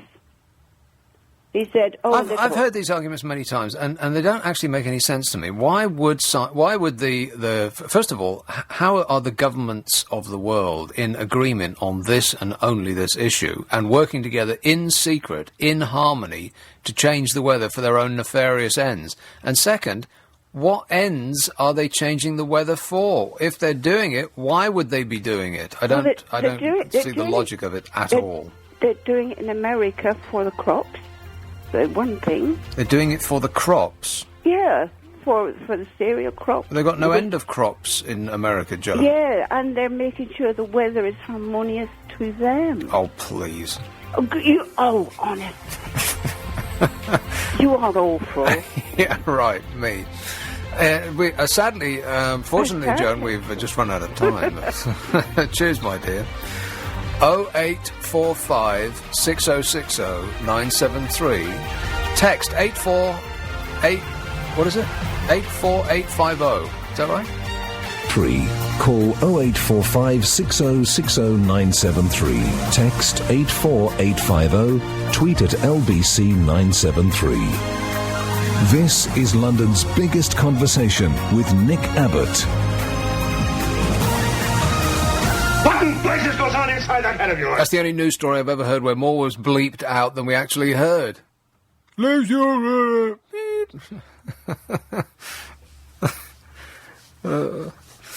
Comical. The last Justin Bieber concert ended without incident. 0845 6060 973. They're all the same. There'll be another one along before you know it. He will get older. How old is he? How old is he? Is he still a teenie himself? Oh, I think so. I think he's about 12, 13. He's not 12 or 13. He's like 19 or 18 or something like that. And as soon as he gets older and weightier and hairier, then the tweenies will ditch him. They'll ditch him like I'm trying to think of something that's really deeply old-fashioned to tweenies, but I don't know what's in with tweenies. They'll ditch him like saying, I don't know. What do they like? I'm just going to leave this up to you. I'm enjoying this. I've got no idea. I'm hip. I'm with it. And then there'll be another one coming along shortly. Like that band One Dimension. One of them will go solo. Oh, Struth. Can you even wait? Boring. Here is, but they're not for us. They're not for us. They're not for me or you, almost certainly. And if he is actually aimed at you, then you're way past your bedtime. I'm calling social services. Here's Leytonstone. Hello, Sophie. Hello, Nick. How are you? Sophie, I am super. Thanks for asking. Rest assured, unlike the news report you've just heard, my conversation, expletive deleted, will not be expletive deleted, filled with expletive deletives. Right. Don't explete, we won't delete. No, expletive delete. No, it won't. I hate to confess that I don't know what overcame me, but I did actually buy the Bieber album a few years ago. And? And it's probably going to go to the charity shop. Yes. Well, you sound way too old. Why did you do that? Thanks. I like all sorts of music, and I just liked one song in particular, and I bought the album at a bargain basement price of £7. That's not a bargain basement price, that's full price. It used to be bargain basement before the invention of the internet. Can you remember that new albums used to be £13, £14, £15 on CD? Mm-hmm. What a rip-off. No wonder people are disenchanted with the music business. They were ripping us off. And now a new CD is, what, £7 or £8, and they still can't sell them. But the thing is, technophobes like me are still buying the full-priced albums because I'm completely useless with technology. I wouldn't know how to download music. It's not just technophobes, Sophie. It's people who like music, like me. I buy CDs because I like the physical product. Because you know what? Apart from anything else, you can't lose it in a cloud, as we had one caller describe earlier on. And they sound better. They do sound better, but the one good thing about downloading your music onto an iPod, I've recently moved, and carting around about 400 CDs is not an easy task. Well, you know what you have to do is you have to buy those. You have to do exactly what I did, and you have to buy the books that you put the CDs in. You have to throw away those plastic, unlovely jewel boxes because they're horrible and they look hideous. and they weigh a ton, and they take up way too much space. Buy those, they look like photo albums. Buy those and stick all your CDs in and thank me later. Thank you for that recommendation. But the Yeah. other thing is music not being what it used to be. Yes. I absolutely agree. And one thing I would disagree with is you saying Elvis Presley sang like a black man. He lived in the South. No, I didn't say he sang like a black man. I said that he took the black man's music, and he was the first white person to popularise it, because it was unacceptable at that point for the whites in general to enjoy a black. I'm not going to go through the history of black music in America, but he essentially took it, and because he was white and not black, he was the one that had the success. I agree, and actually, it, in an interesting way, held up people's prejudices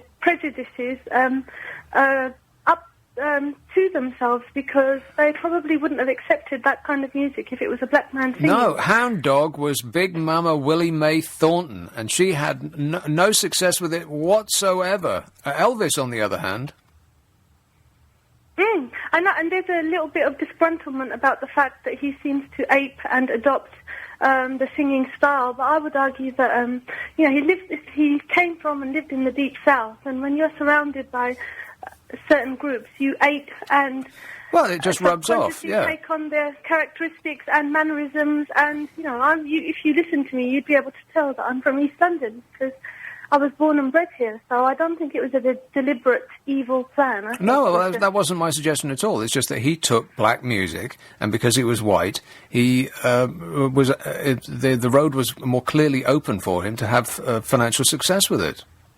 No, absolutely. And I just think it's such a shame that today's youngsters aren't exposed to the kind of music I grew up with. Yes, Kajagoogoo and Duran Duran, but other than that, also Bruce Springsteen. Wait a minute. You're saying that it's a sad state of affairs that the kids these days aren't listening to Kajagoogoo? No. What I'm saying is that they're not exposed to the kind of good music that I was exposed to, even though Kajagoogoo and other bands, they're not genuine bands. The pop charts have almost always been, I was going to say rubbish, but that's not actually true. They've almost always been aimed at people that are much younger than you or I are now, Sophie. I mean, I used to be interested in the pop charts when I was a teenager, because not all of them, because they're repeating Top of the Pops in the 1970s, and 76, 77, that's when I was watching that programme, and I was interested in the charts. And you come to find out that you thought that it was a golden age for music, but actually it wasn't. It was almost completely rubbish from start to finish. The top 30 was terrible then, as it is now to people of our age. It's not for us. But the nature of music and songs was different. When I was growing up, I could look back to Tom Petty and Bruce Springsteen and Susie and the Banshees and Elvis Presley and... But that's the beauty of the internet, because that is available to the youth now, and and its availability has never been greater.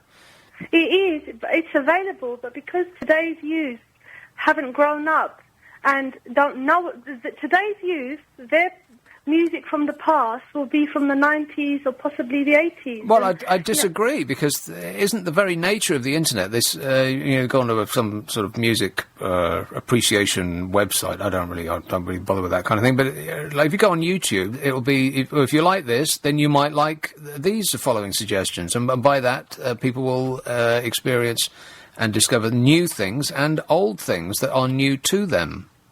I really hope so, but today's kids, they look at the music that I mentioned and they think it's granddad music or the music their parents like, and they're not really interested. Well... Remember, I work in a secondary school. But that is an incorrect... Well, yes, but, they will eventually grow out of that, and it's just... Well, if that's what they think, then that's just a stupid state of mind to arrive at. Anything that's older than a couple of years old is granddad music. That's Led Zeppelin is only for old people. That's a stupid thing to think. One other thing, Nick, you missed the trick. When you talked about Johnny Osmond singing Crazy Horses, yeah, he obviously realised that they thought beef and jumped into the lasagna. Right. Okay, thanks a lot, Sophie. Another caller with material. Oh, no. 0845 6060 973. Did you see that story with Pete Townsend of The Who? The Who were doing a gig, I think it was in Texas, somewhere in America, something like that. And somebody had brought their child to the gig, as in an 8-year-old girl who was on the shoulders of the fellow who had gone along there. And the girl was holding up a sign that the father had made, saying something in the order of, "Go on, Pete, smash your guitar." And Pete Townsend told his... and he was right up the front. "Go on, Pete, smash your guitar." And Pete Townsend was infuriated by this and said, "Put the sign away." Quite right, too. And then explained in blunt terms what the man with the girl should do. And you know what? I'm with Pete. What kind of an idiot would take an 8-year-old girl to a Who gig? I mean, you should be locked up. "Go on, Pete, smash your guitar."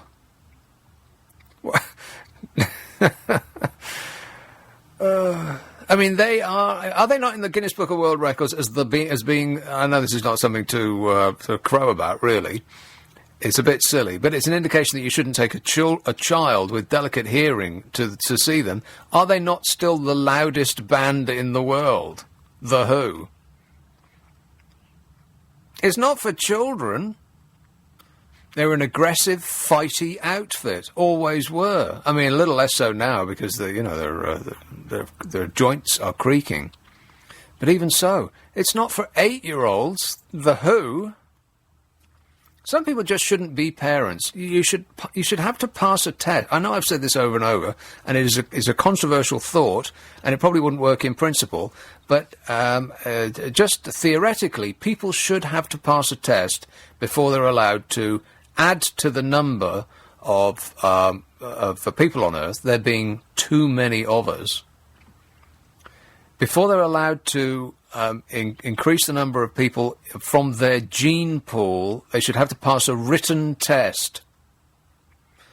And if the answer to the question, would you take your 8-year-old girl along to a Who gig, if it's yes, then I'm sorry, but you don't get to have sex. Not now, not ever, never. Those are the rules, and there will be no discussion. That is when I become a king of the world. And you will rue the day, Amanda. I'm telling you that right now. 0845 6060 973. Nick Abbott, LBC 97.3. Your family want different things from a broadband and phone provider. 97.3. Yes, I'm Nick Abbott, the number 0845 6060 973. You can text 84850, email nicka@lbc.co.uk, and tweet at LBC973.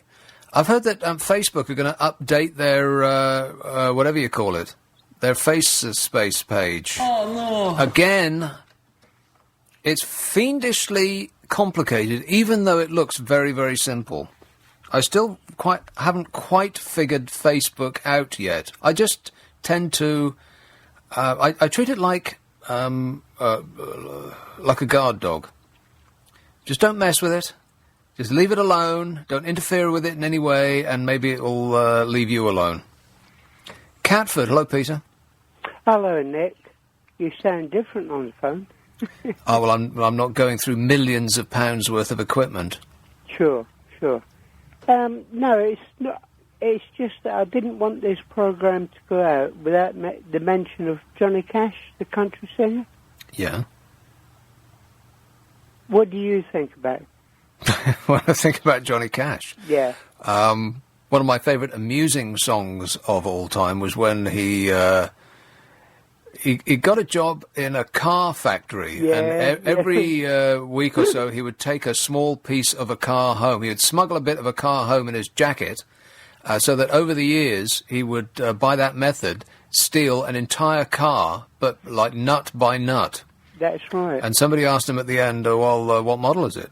And he said, well, it's 61, 62, 63, 64, 65, 66, 67, 68, 69, 71 automobile, something like that. Brilliant, Nick. Yeah, you're right. Yeah.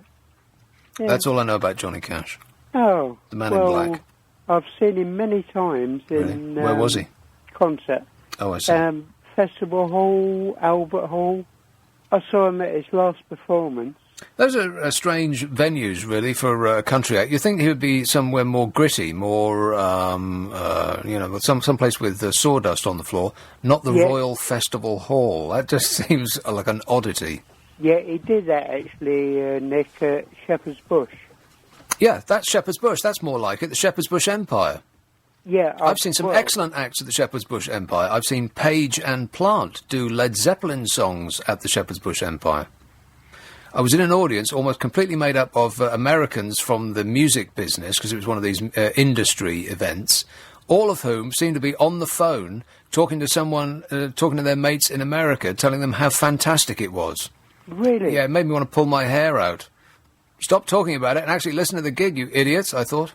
But they were all much bigger than me, being American, so I didn't actually say it. I just thought it. I've stunned him into silence. It's a dream come true.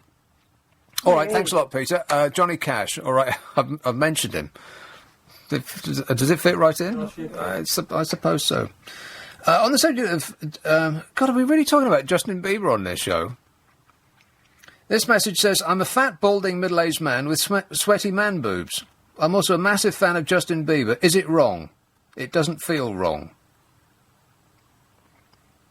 Yes. Yes, it is wrong. Next. I would rather a child is taken to see The Who than Justin Bieber, says Tony in South Norwood. No. No. That is completely incorrect. A child could not possibly grasp the measure of The Who. Whereas it is perfect. It's like asking a child to eat, I don't know, some sort of cordon bleu food, like taking them to a Michelin star restaurant. No, taking them to a hamburger and chips joint. That's what they want. They want something that's bland and inoffensive. That's what children's tastes are. Bland and inoffensive. Don't take them to something that is offensive and not bland. They won't like it. Plus, it'll be too loud. I am no medical expert, but I think a child's ears are a delicate instrument. You don't want them assailed with something as loud as the ooh. Rock and roll! Here is Tower Hamlets. Hello, Ken. Hello, Nick. Good Ken. morning. Good morning. All right, mate. Yeah, I was just thinking about the, the Pope situation, voting for the Pope. Yeah, like we were talking about. Yeah, well, I know it's off topic, but why not? It's the weekend, isn't well, it? I don't really do religion, so it very much depends on where this is going, but go on. Right. No, it's a matter of, like, now, the Cardinals, right, they're voting on each other who to be Pope. Now, I don't know if they've actually got to take the office up, if they've been given the vote, yeah? And I'm picturing the Cardigans sitting there. The Cardigans? Yeah, I know. I not even had a drink yet. And you don't particularly want to be picked out because you've got your little scams going on the side. And, you get voted in as Pope, you can imagine yourself sitting there going, oh... Hang on a minute, just hang on there for one moment, Ken. Have you screened this call, Amanda? Well, not personally. I'm going to have to leave it there, Ken. Favourite music? Yes. Well, favourite singer of all time, Dean Martin. Dean Martin? Now, that is a singer. I mean, Frank Sinatra I never rated him because he was too commercial, but Dean Martin, he had that something. That voice, Well, he had that sort of looseness of a man who'd had 2 martinis. Well, I like the expression he said, when he says, people that don't drink, when they wake up in the morning, that's the best they're going to feel all day. That's a brilliant quote. Absolutely brilliant. Yeah, I suppose so, yeah. All right, thanks a lot, Ken. 0845 6060 973. I can't... How on earth did we get onto this topic? This is supposed to be a news talk station, not a teeny music talk station, yes? Justin Bieber is in the news today. Oh, that's true. This message says, about Justin Bieber, I'm not particularly a fan myself, But after seeing the video of him shouting at the paparazzi, I don't believe he acted that out of hand. He was being verbally abused and reacted. Yeah, but if you see the video, he only reacted because he knew that if he launched himself out of a van, he'd have a wall of twitching muscle that is on his payroll between him and a photographer. He knew there wasn't going to be, a fight would not ensue. Because if you see the size of the photographer, he was enormous. So he was comfortable in the knowledge that nothing would happen to him personally, but he could just act like like a little American tough guy. A tiny. You'd think that the photographer would pick him up and use him as a toothpick. They just flick him away. But it didn't really. The incident that is in the news today didn't cover either of them with any glory. Because the photographer didn't really dispel any perceptions of paparazzi photographers that you may hold. He didn't exactly encourage you to think that they are better than perhaps you believe them to be. Because this is a big, grown man who was picking a fight with a tiny waif of a teenage boy. And also, the tiny waif of a teenage boy, well, he's probably a child who's never been corrected. Not lately, anyway. You don't get corrected if you're part of an industry that's bringing in £100 million a year. He should be corrected. This message says the media only allows us to see a snippet of the celebrity lifestyle and manipulates our perception of it. This is in defence of Justin Bieber. The whole collapse thing, however, has PR written all over it. Showing up 2 hours late for a show, angry public, collapses on stage the same week, sympathetic public, 1-0 Bieber, says Melissa in Manchester. We're looking for... Amanda says, I think he should be sent to bed. Without tea. Tea? We're looking for a conspiracy here. Apparently, he showed up 2 hours late, and then he so-called pretended to collapse. It didn't look like he pretended to collapse. Why would he pretend to collapse?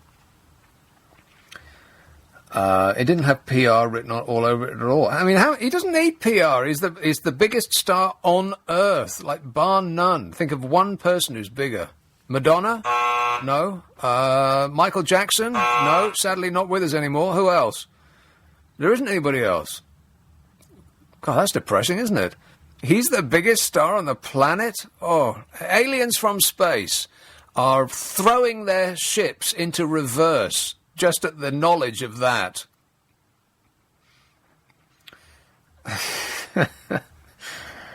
This one says, remember when TOTPS, T-O-T-P-S, what's that? Top of the Pops. Oh. Remember when Top of the Pops catered for every genre?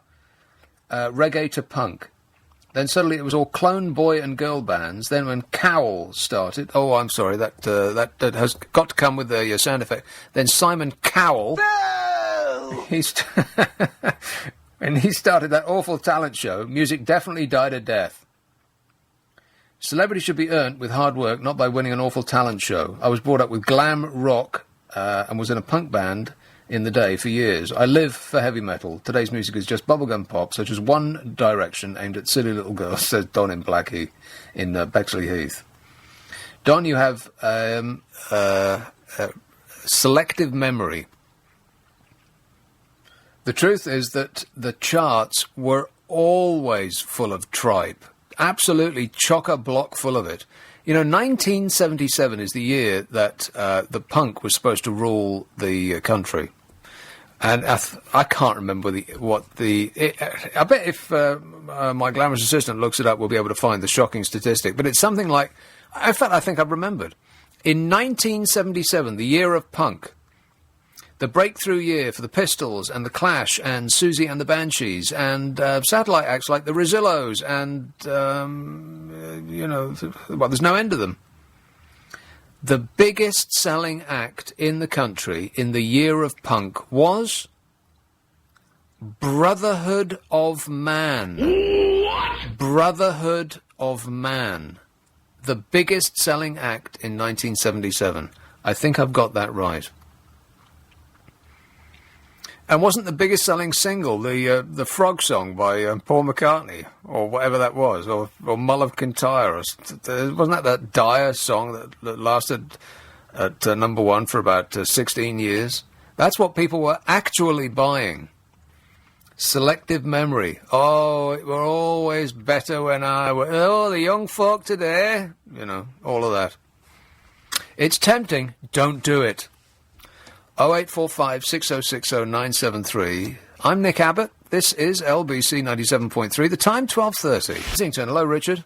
Hello. How are you? I'm fine, thanks. Good. I wanted to talk about the music biz. The music biz. I was 17 in 1967, yeah? Yeah. So, consequently, I've seen amazing bands up front, close. The Doors, Jefferson Airplane, Jimi Hendrix, especially Jimi Hendrix, several times I've seen him, and quite a few others, you know, who are really good, and they beat any of the bands today, because they could do this for real. Well, there's a lot of bands today that can do it for real, but I would have to, having lived through the 70s, it seems logical to me that bands today are... You know, there's only so many ways that you can create modern music without coming up with an entirely new genre. Like hip-hop was a new way of producing music. Yeah, I know, but you got to know how to play for a start. I've been in bands for 10 years, and I know how to play guitar. Well, there's no end of people who can play guitar these days, but I think that you are, as a new musician, you are almost left with repeating what's gone before. I mean, how many ways are there of arranging notes? I mean, there's only so many styles in the world. Well, that's right, but you can play with them. You can play with the styles, you know, and make them into lively... Like, for example, Jimi Hendrix used blues primarily, but he came up with some amazing stuff. In fact, I was very, very, very lucky to have a jam with the guy all those years ago. Where? In his hotel. This is crazy. Where was it? Woburn Abbey. He was playing. He couldn't get back. Me and my friend Alan were backstage. I said, "Well, we live in Maida Vale. You want to go to wherever it was, a hotel, and we're going right past there." So yeah, and he said, "Come on up." So we did, and we had all sorts of entertainments, and there's a whole bunch of guitars, and we ended up jamming. Are we believing this, Amanda? No, I mean it. Well, I don't know if you believe it or not. Well, you choose to believe it, but however, it did happen. Okay. And it was really cool. And what year was this? Oh, I don't know, about 1970, 71, something like that. Yeah, it was really cool. All right, well, thanks a lot, Richard. 0845 6060 973. I have no idea. The amount of stories that I brought in today, which were all almost completely about politics. They were, yeah. And I thought that that's where this show was going to go, because there's no end of excellent political stories on, around at the moment. But many of which I'll be talking about tomorrow, like the Hune story, the Hune versus Price. I mean, that is a tragic comedy. It's tragic and it's also comic. It's a big old mess, isn't it? It's all about revenge. How's the revenge going, Vicky? Revenge is supposed to be a dish served not just cold. It doesn't really matter about the heat of the dish. Revenge is supposed to be served to other people, not yourself. Yeah. I was going to talk about that. I was going to talk about Boris Johnson getting booed over cuts to the local hospital, the NHS, whichever one it was, Lewisham. I was going to talk about the death of the high street because the internet is taking over. I was going to talk about deer culling. I was going to talk about the £1 million men and plus that at Barclays. I was going to talk about the EU ban on porn. And we seem to have got bogged down on music, but that's fine. Music is universal. There isn't a single person alive who can say they don't like music. You know, apart from people who buy all those Dido albums. But apart from that. It's calling Paisley. Hello, Catherine. Hello, how are you? I'm super, thanks for asking. That's good, I'm glad. I'm a child of the 60s. Yeah. In 1963, I was a Beatles fan. I thought Paul McCartney was absolutely gorgeous. 1963. Well, that was in their that sort was in their heyday. No, that was in their boy band day. That was the best time. No, it wasn't. Oh, he was gorgeous. He's horrible now and he can't sing. He should have never went on the Olympic Games. He was terrible. Yeah, well, I'll agree with you there. But yeah. I think One Direction's cool. Oh, come on, I think Catherine. Harry and all the young boys are cool. I like music of today, and I like music from yesterday. Anything that you can dance to, and anything that's got There's a bit many things that they may be, but cool is not one of them. They've got this cool bit about them. They're just, they could all be my grandsons, but it takes me back to when I was 9, and how I wish I was 9. But that's just the days. But that's me. Just, I like the Beatles and I like Jerry and the Pacemakers and the Bee Gees and the Walker Brothers. If you remember the Walker Brothers. Yeah, how could you forget the Walker Brothers? And Sandy Shaw, I liked her. And then there's this big gap. And then there's nothing One Direction. And then One Direction and The Wanted. Right. And that was me. That's all I have to say. I think you've said too much, Catherine. The Beatles' peak was 63. That was when they were churning out... It was 64, 63, 64, when they were churning out dire little ditties like Love Me Do and Please Please Me and From Me to You. And what was the other one? I always forget the fourth one. I actually have this 4-track EP. I wonder if it's worth anything. From Me to You, Please Please Me, Love Me Do, and whatever the other one was. Not their best period. And I'm no expert, but even I know that. Some texts and emails. Just for something different to say, rather than just endless text about Justin Bieber. I can't believe it. Here's someone on global warming. I was listening to a caller talking about the weather being engineered with interest, says this message. I have to say, it wouldn't surprise me at all. It could be done for all sorts of reasons, and I bet some of the world's cleverest scientists would find it really easy to do. I totally believe in social engineering, so why not meteorological engineering? I need to see proof that it isn't happening rather than proof that it is. Oh, come on. I've heard this a lot, and it doesn't make any sense to me. The only sense that it could possibly... Oh, lady with a hand in the air. Well, my glamour assistant, James, yeah. He knows how this works. So how knows how what works? How this engineering of the weather, how seeding clouds They're work. in the trees. So if you want, he can explain it. No, that's full. okay. It's very interesting. Huh? It's very interesting. Right. No, tell him we don't wish to know that. Thank you very much. How ignorant. Wow. Now she's just lashing out wildly. I don't think that holiday that she took did her any good at all. What a mood. Where was I? It doesn't make any sense to me at all that the governments of the world are engaged in climate change for their own nefarious ends. What ends could they possibly be doing it for? The only thing that would make sense is if they know something that we don't, i.e., the world is on an immediate course to rack and ruin, and they're backpedaling furiously by trying to change the weather to save us all. That's the only thing that makes any sense. Please don't call in and say they're doing it because the evil oil companies are making them do it, because I don't believe you. Plus, I don't think they'd be able to do it even if they tried. It's quite a big place, the Earth. Weather is unpredictable at best. that they could confidently say that they now have the science to control the weather. They can't even predict the weather. Here's a call in Mayfair. Hello, James.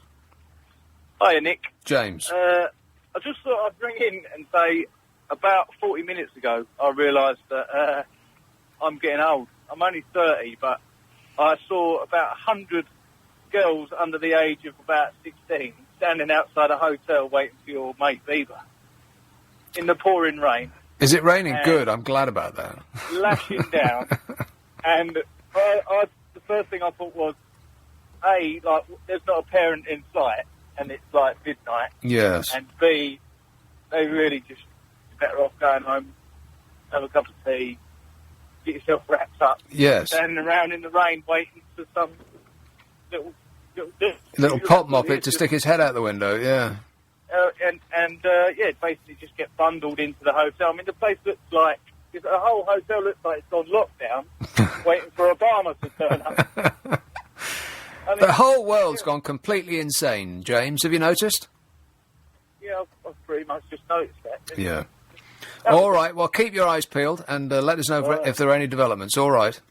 Tell us if he picks a fight with anyone that's, 10 times his size. Because I'd pay a lot of money to see that. A lot. 0845 6060 973. Text 84850. Email nicka@lbc.co.uk. And if you're on Twitter, it's @lbc973. So I mentioned it in passing, but I have a clear sign that the world is coming to an end after this brief break. LBC 97.3. If you Abbott. Yes, on the subject of global warming, this educative message has just come in and says, cloud seeding. The Russians did it to prevent radiation spreading to Moscow, so seeded clouds to prevent it moving on the wind. Fact. The word fact in capital letters. Like he's shouting at me. Yeah, well, that may be true. Or it may not, and its efficacy, I've got no idea whether it worked or not. But that's different to changing the climate of the planet. Making it rain just outside Moscow, that's different. Here's a call on the A12. Hello, Tony. Hi, Nick. Tony.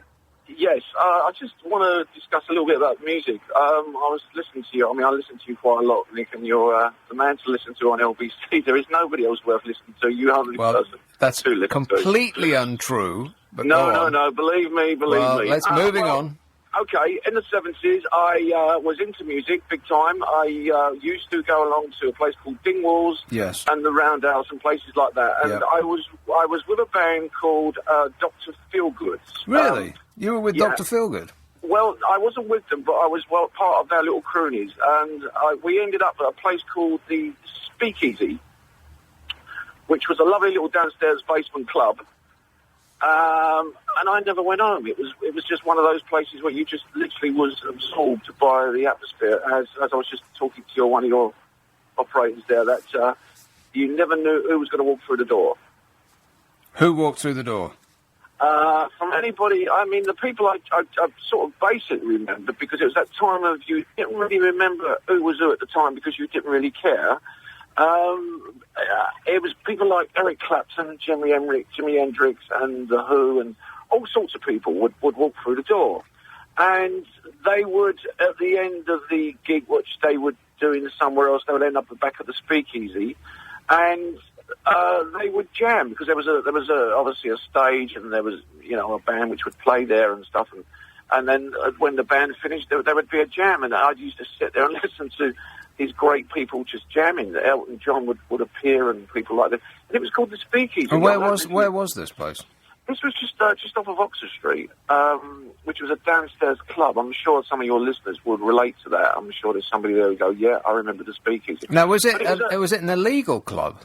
Oh no, it was completely legal. It was completely legal, but it was only for VIPs, and you had to obviously get in there through somebody who knew somebody to get you in, and it was really just for musicians. But I ended up staying there, and I ended up playing music, and I was what they called at that time was a DJ, a jock, and I used to play my own music. And the music I used to play would be anything from what people brought into me, and I'd be, playing my own sort of rock music. And I mean, those days was like Uriah Heep and that sort of stuff. And it was anything for a laugh, just bung anything on. And there was a guy called Frankie Miller. I don't know if you remember a guy called Frankie Miller. Yeah, I've got a single of Frankie Miller's. Well, he used to hang out there quite a lot, and he used to obviously hold his bottle of scotch and sway a lot. And he cut his first album, and it was given to me, and I played it a hell of a lot. Well, what was that song that you had? Because didn't Frankie Miller release a song at the same time as somebody else called Miller? And it was the same song. It was not Steve Miller, it was somebody else, wasn't it? I tell you what, I only knew Frankie Miller at the time. I wasn't really into all the bands because of the 70s, it was different, because these bands were sort of like up-and-coming bands. They weren't sort of well-established radio, TV sort of stuff. They were, in the rock area, they were playing in different venues and places like that. But there wasn't that sort of media coverage of, you would get today of the TV and the radio. Yeah, well, Caroline was the great pioneer of rock music, as you know. Yeah. From a point at sea to the circles of your mind. Yeah, oh, right, yes, absolutely. Ding, ding. Yeah, I mean, there was such great at that time. So what did you used to do for Dr. Feelgood? Well, I used to hang around them and go along and see them play. There used to be down in Southend, they came from a place called Canvey Island. Canvey Island. Which was down in Essex, which is a wonderful place. Well, is it? Be honest, though, Tony. Is it? Wonderful. That seems to be stretching it a bit. But, Wilco Johnson is, of course, doing his sadly, is doing his farewell tour. Sadly, because he's obviously he's got some sort of illness there, and I think he's doing his farewell. One of the best gigs I ever saw was Dr. Feelgood in Edinburgh. I've never been anywhere hotter in my life. The walls were cascading with sweat. Absolutely amazing. Absolutely. I thought they were sort of on the same level as the Stones. The energy on stage was phenomenal. It was just absolutely wonderful stuff. It seemed like a fight was going to break out at any moment, and it might emanate from the stage itself. Well, there was this tension in the air that you could cut with a knife. It was quite brilliant, and they were sort of there or thereabouts right at the beginning of punk, but they were almost half a generation. Yeah, they were half a generation older than all of their contemporaries. So they weren't actually a punk. They had preceded it almost. They were pioneers in their field. They were just doing what was natural. They wasn't pretending to be anything else but themselves. One of the great barroom bands of all time. Hey, listen, Tony, I'm running out of time. This walk down... It's been a pleasure to speak to and you. You honestly, too. You are amazing. Stick at it, please. Stay on the radio. Don't let anybody else take that microphone. It's yours. All right, thanks a lot, Tony. I am amazing. He's correct on that. You would agree with that, wouldn't you, Amanda? I guess I have to. 0845 6060 973. I'm amazing, and I want to stay that way. Even that scientist hippie on the television, even he would say that I'm amazing. Oh, you're amazing. Wonder what he's like at home. He'd pour himself a bowl of cornflakes and just stare at it for 6 hours, going, "Wow, you're amazing." Here's a call in Ipswich. Hello, Gary. Hello, Nick. Gary. How you doing? I think you're amazing as well. Mm-hmm. I always support that. Yeah. I saw a programme this week with a bunch of people from different walks of life and politics and whatever, and they're all talking the future of the country. And do you know, out of the five, the one that spoke the most common sense was Bob Crow. And I couldn't actually believe I was agreeing with everything he said. And I kind of like, I know this is going to sound like a revolutionary thought, and a lot of people get very upset when I say this, but because I don't have to fight with him personally, I kind of feel warmly towards him. I've said this many times on the air. I think that there should be cuddly Bob Crow stuffed toys. They should sell them in Hamleys. Well, he looks like he should be in a film by Nick Love, in a football movie. Yeah, stringing people up by their ankles and... like Green Street. But, pulling their teeth out, yeah. but on there was also Kenneth Clark.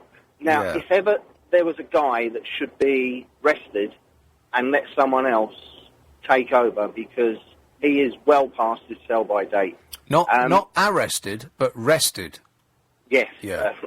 Well, everybody else is being arrested at the moment, but we won't put him in there. But the other one, Melanie Phillips, she didn't wake up until some girl in the audience made some disparaging remarks about people, calling them disgusting and disgraceful, and then hackles came up, and she literally woke up then. I know which programme it is that you're talking about, but I can't believe it's still on the air. I mean, how many people actually watch that show? There can't be anybody apart from you, Gary, that watches that programme anymore. Well, I had to watch it this morning on repeat because I was working last night. Yeah. But it was just the fact that actually we could use someone like Bob Crow in politics. He should actually stand for a seat in London as independent. As long as while he's relieving himself, he's inside the tent, relieving himself out of it, not the other way around. There's a man that you'd want on your side, not charging at you over the parapet. Definitely not. No. Thanks a lot, Gary. I've got to go because time is ending. Here's an indication that the world is coming to an end. Now, I mentioned this in passing. Here are the true gory, gruesome details. Black Sabbath guitarist Tony Iommi has written the music for Armenia's entry to the annual Eurovision Song Contest. What? The musician, a founding member of the influential British band Black Sabbath, rock and roll, said the song called Lonely Planet was a demo idea which was eventually voted Armenia's Eurovision contender. Well, there can't have been many songs. I mean, Armenia, what's Armenia's contribution to world music? There's like nothing. And I say that having no knowledge of this subject whatsoever. It's due to be performed by a band called the Dorians in the semi-finals on the 16th of May in Malmö, Sweden. Can you maintain your excitement? No. Despite critical derision, Eurovision is watched by a television audience of tens of millions each year and has helped to launch the career of one of the biggest acts of all time, Abbot, which won the thing in '74 with Waterloo. Abbot. Yeah, I bet Abbot outsold any punk band in 1976 by thousands to one.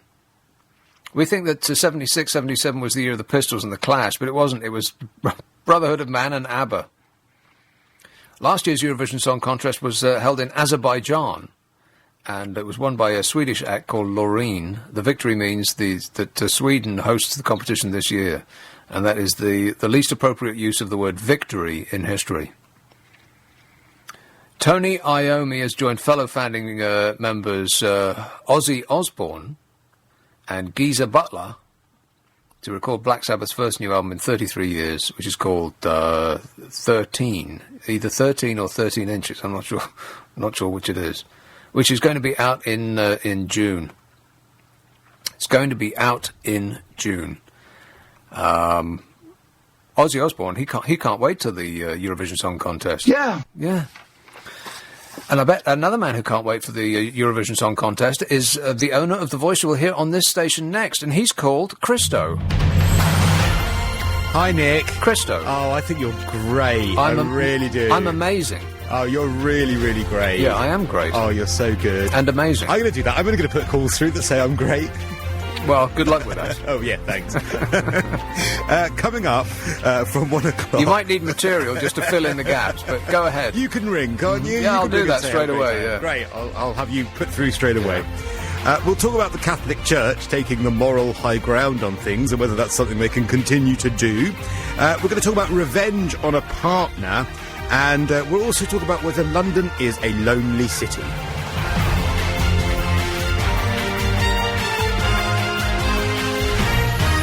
On FM, online.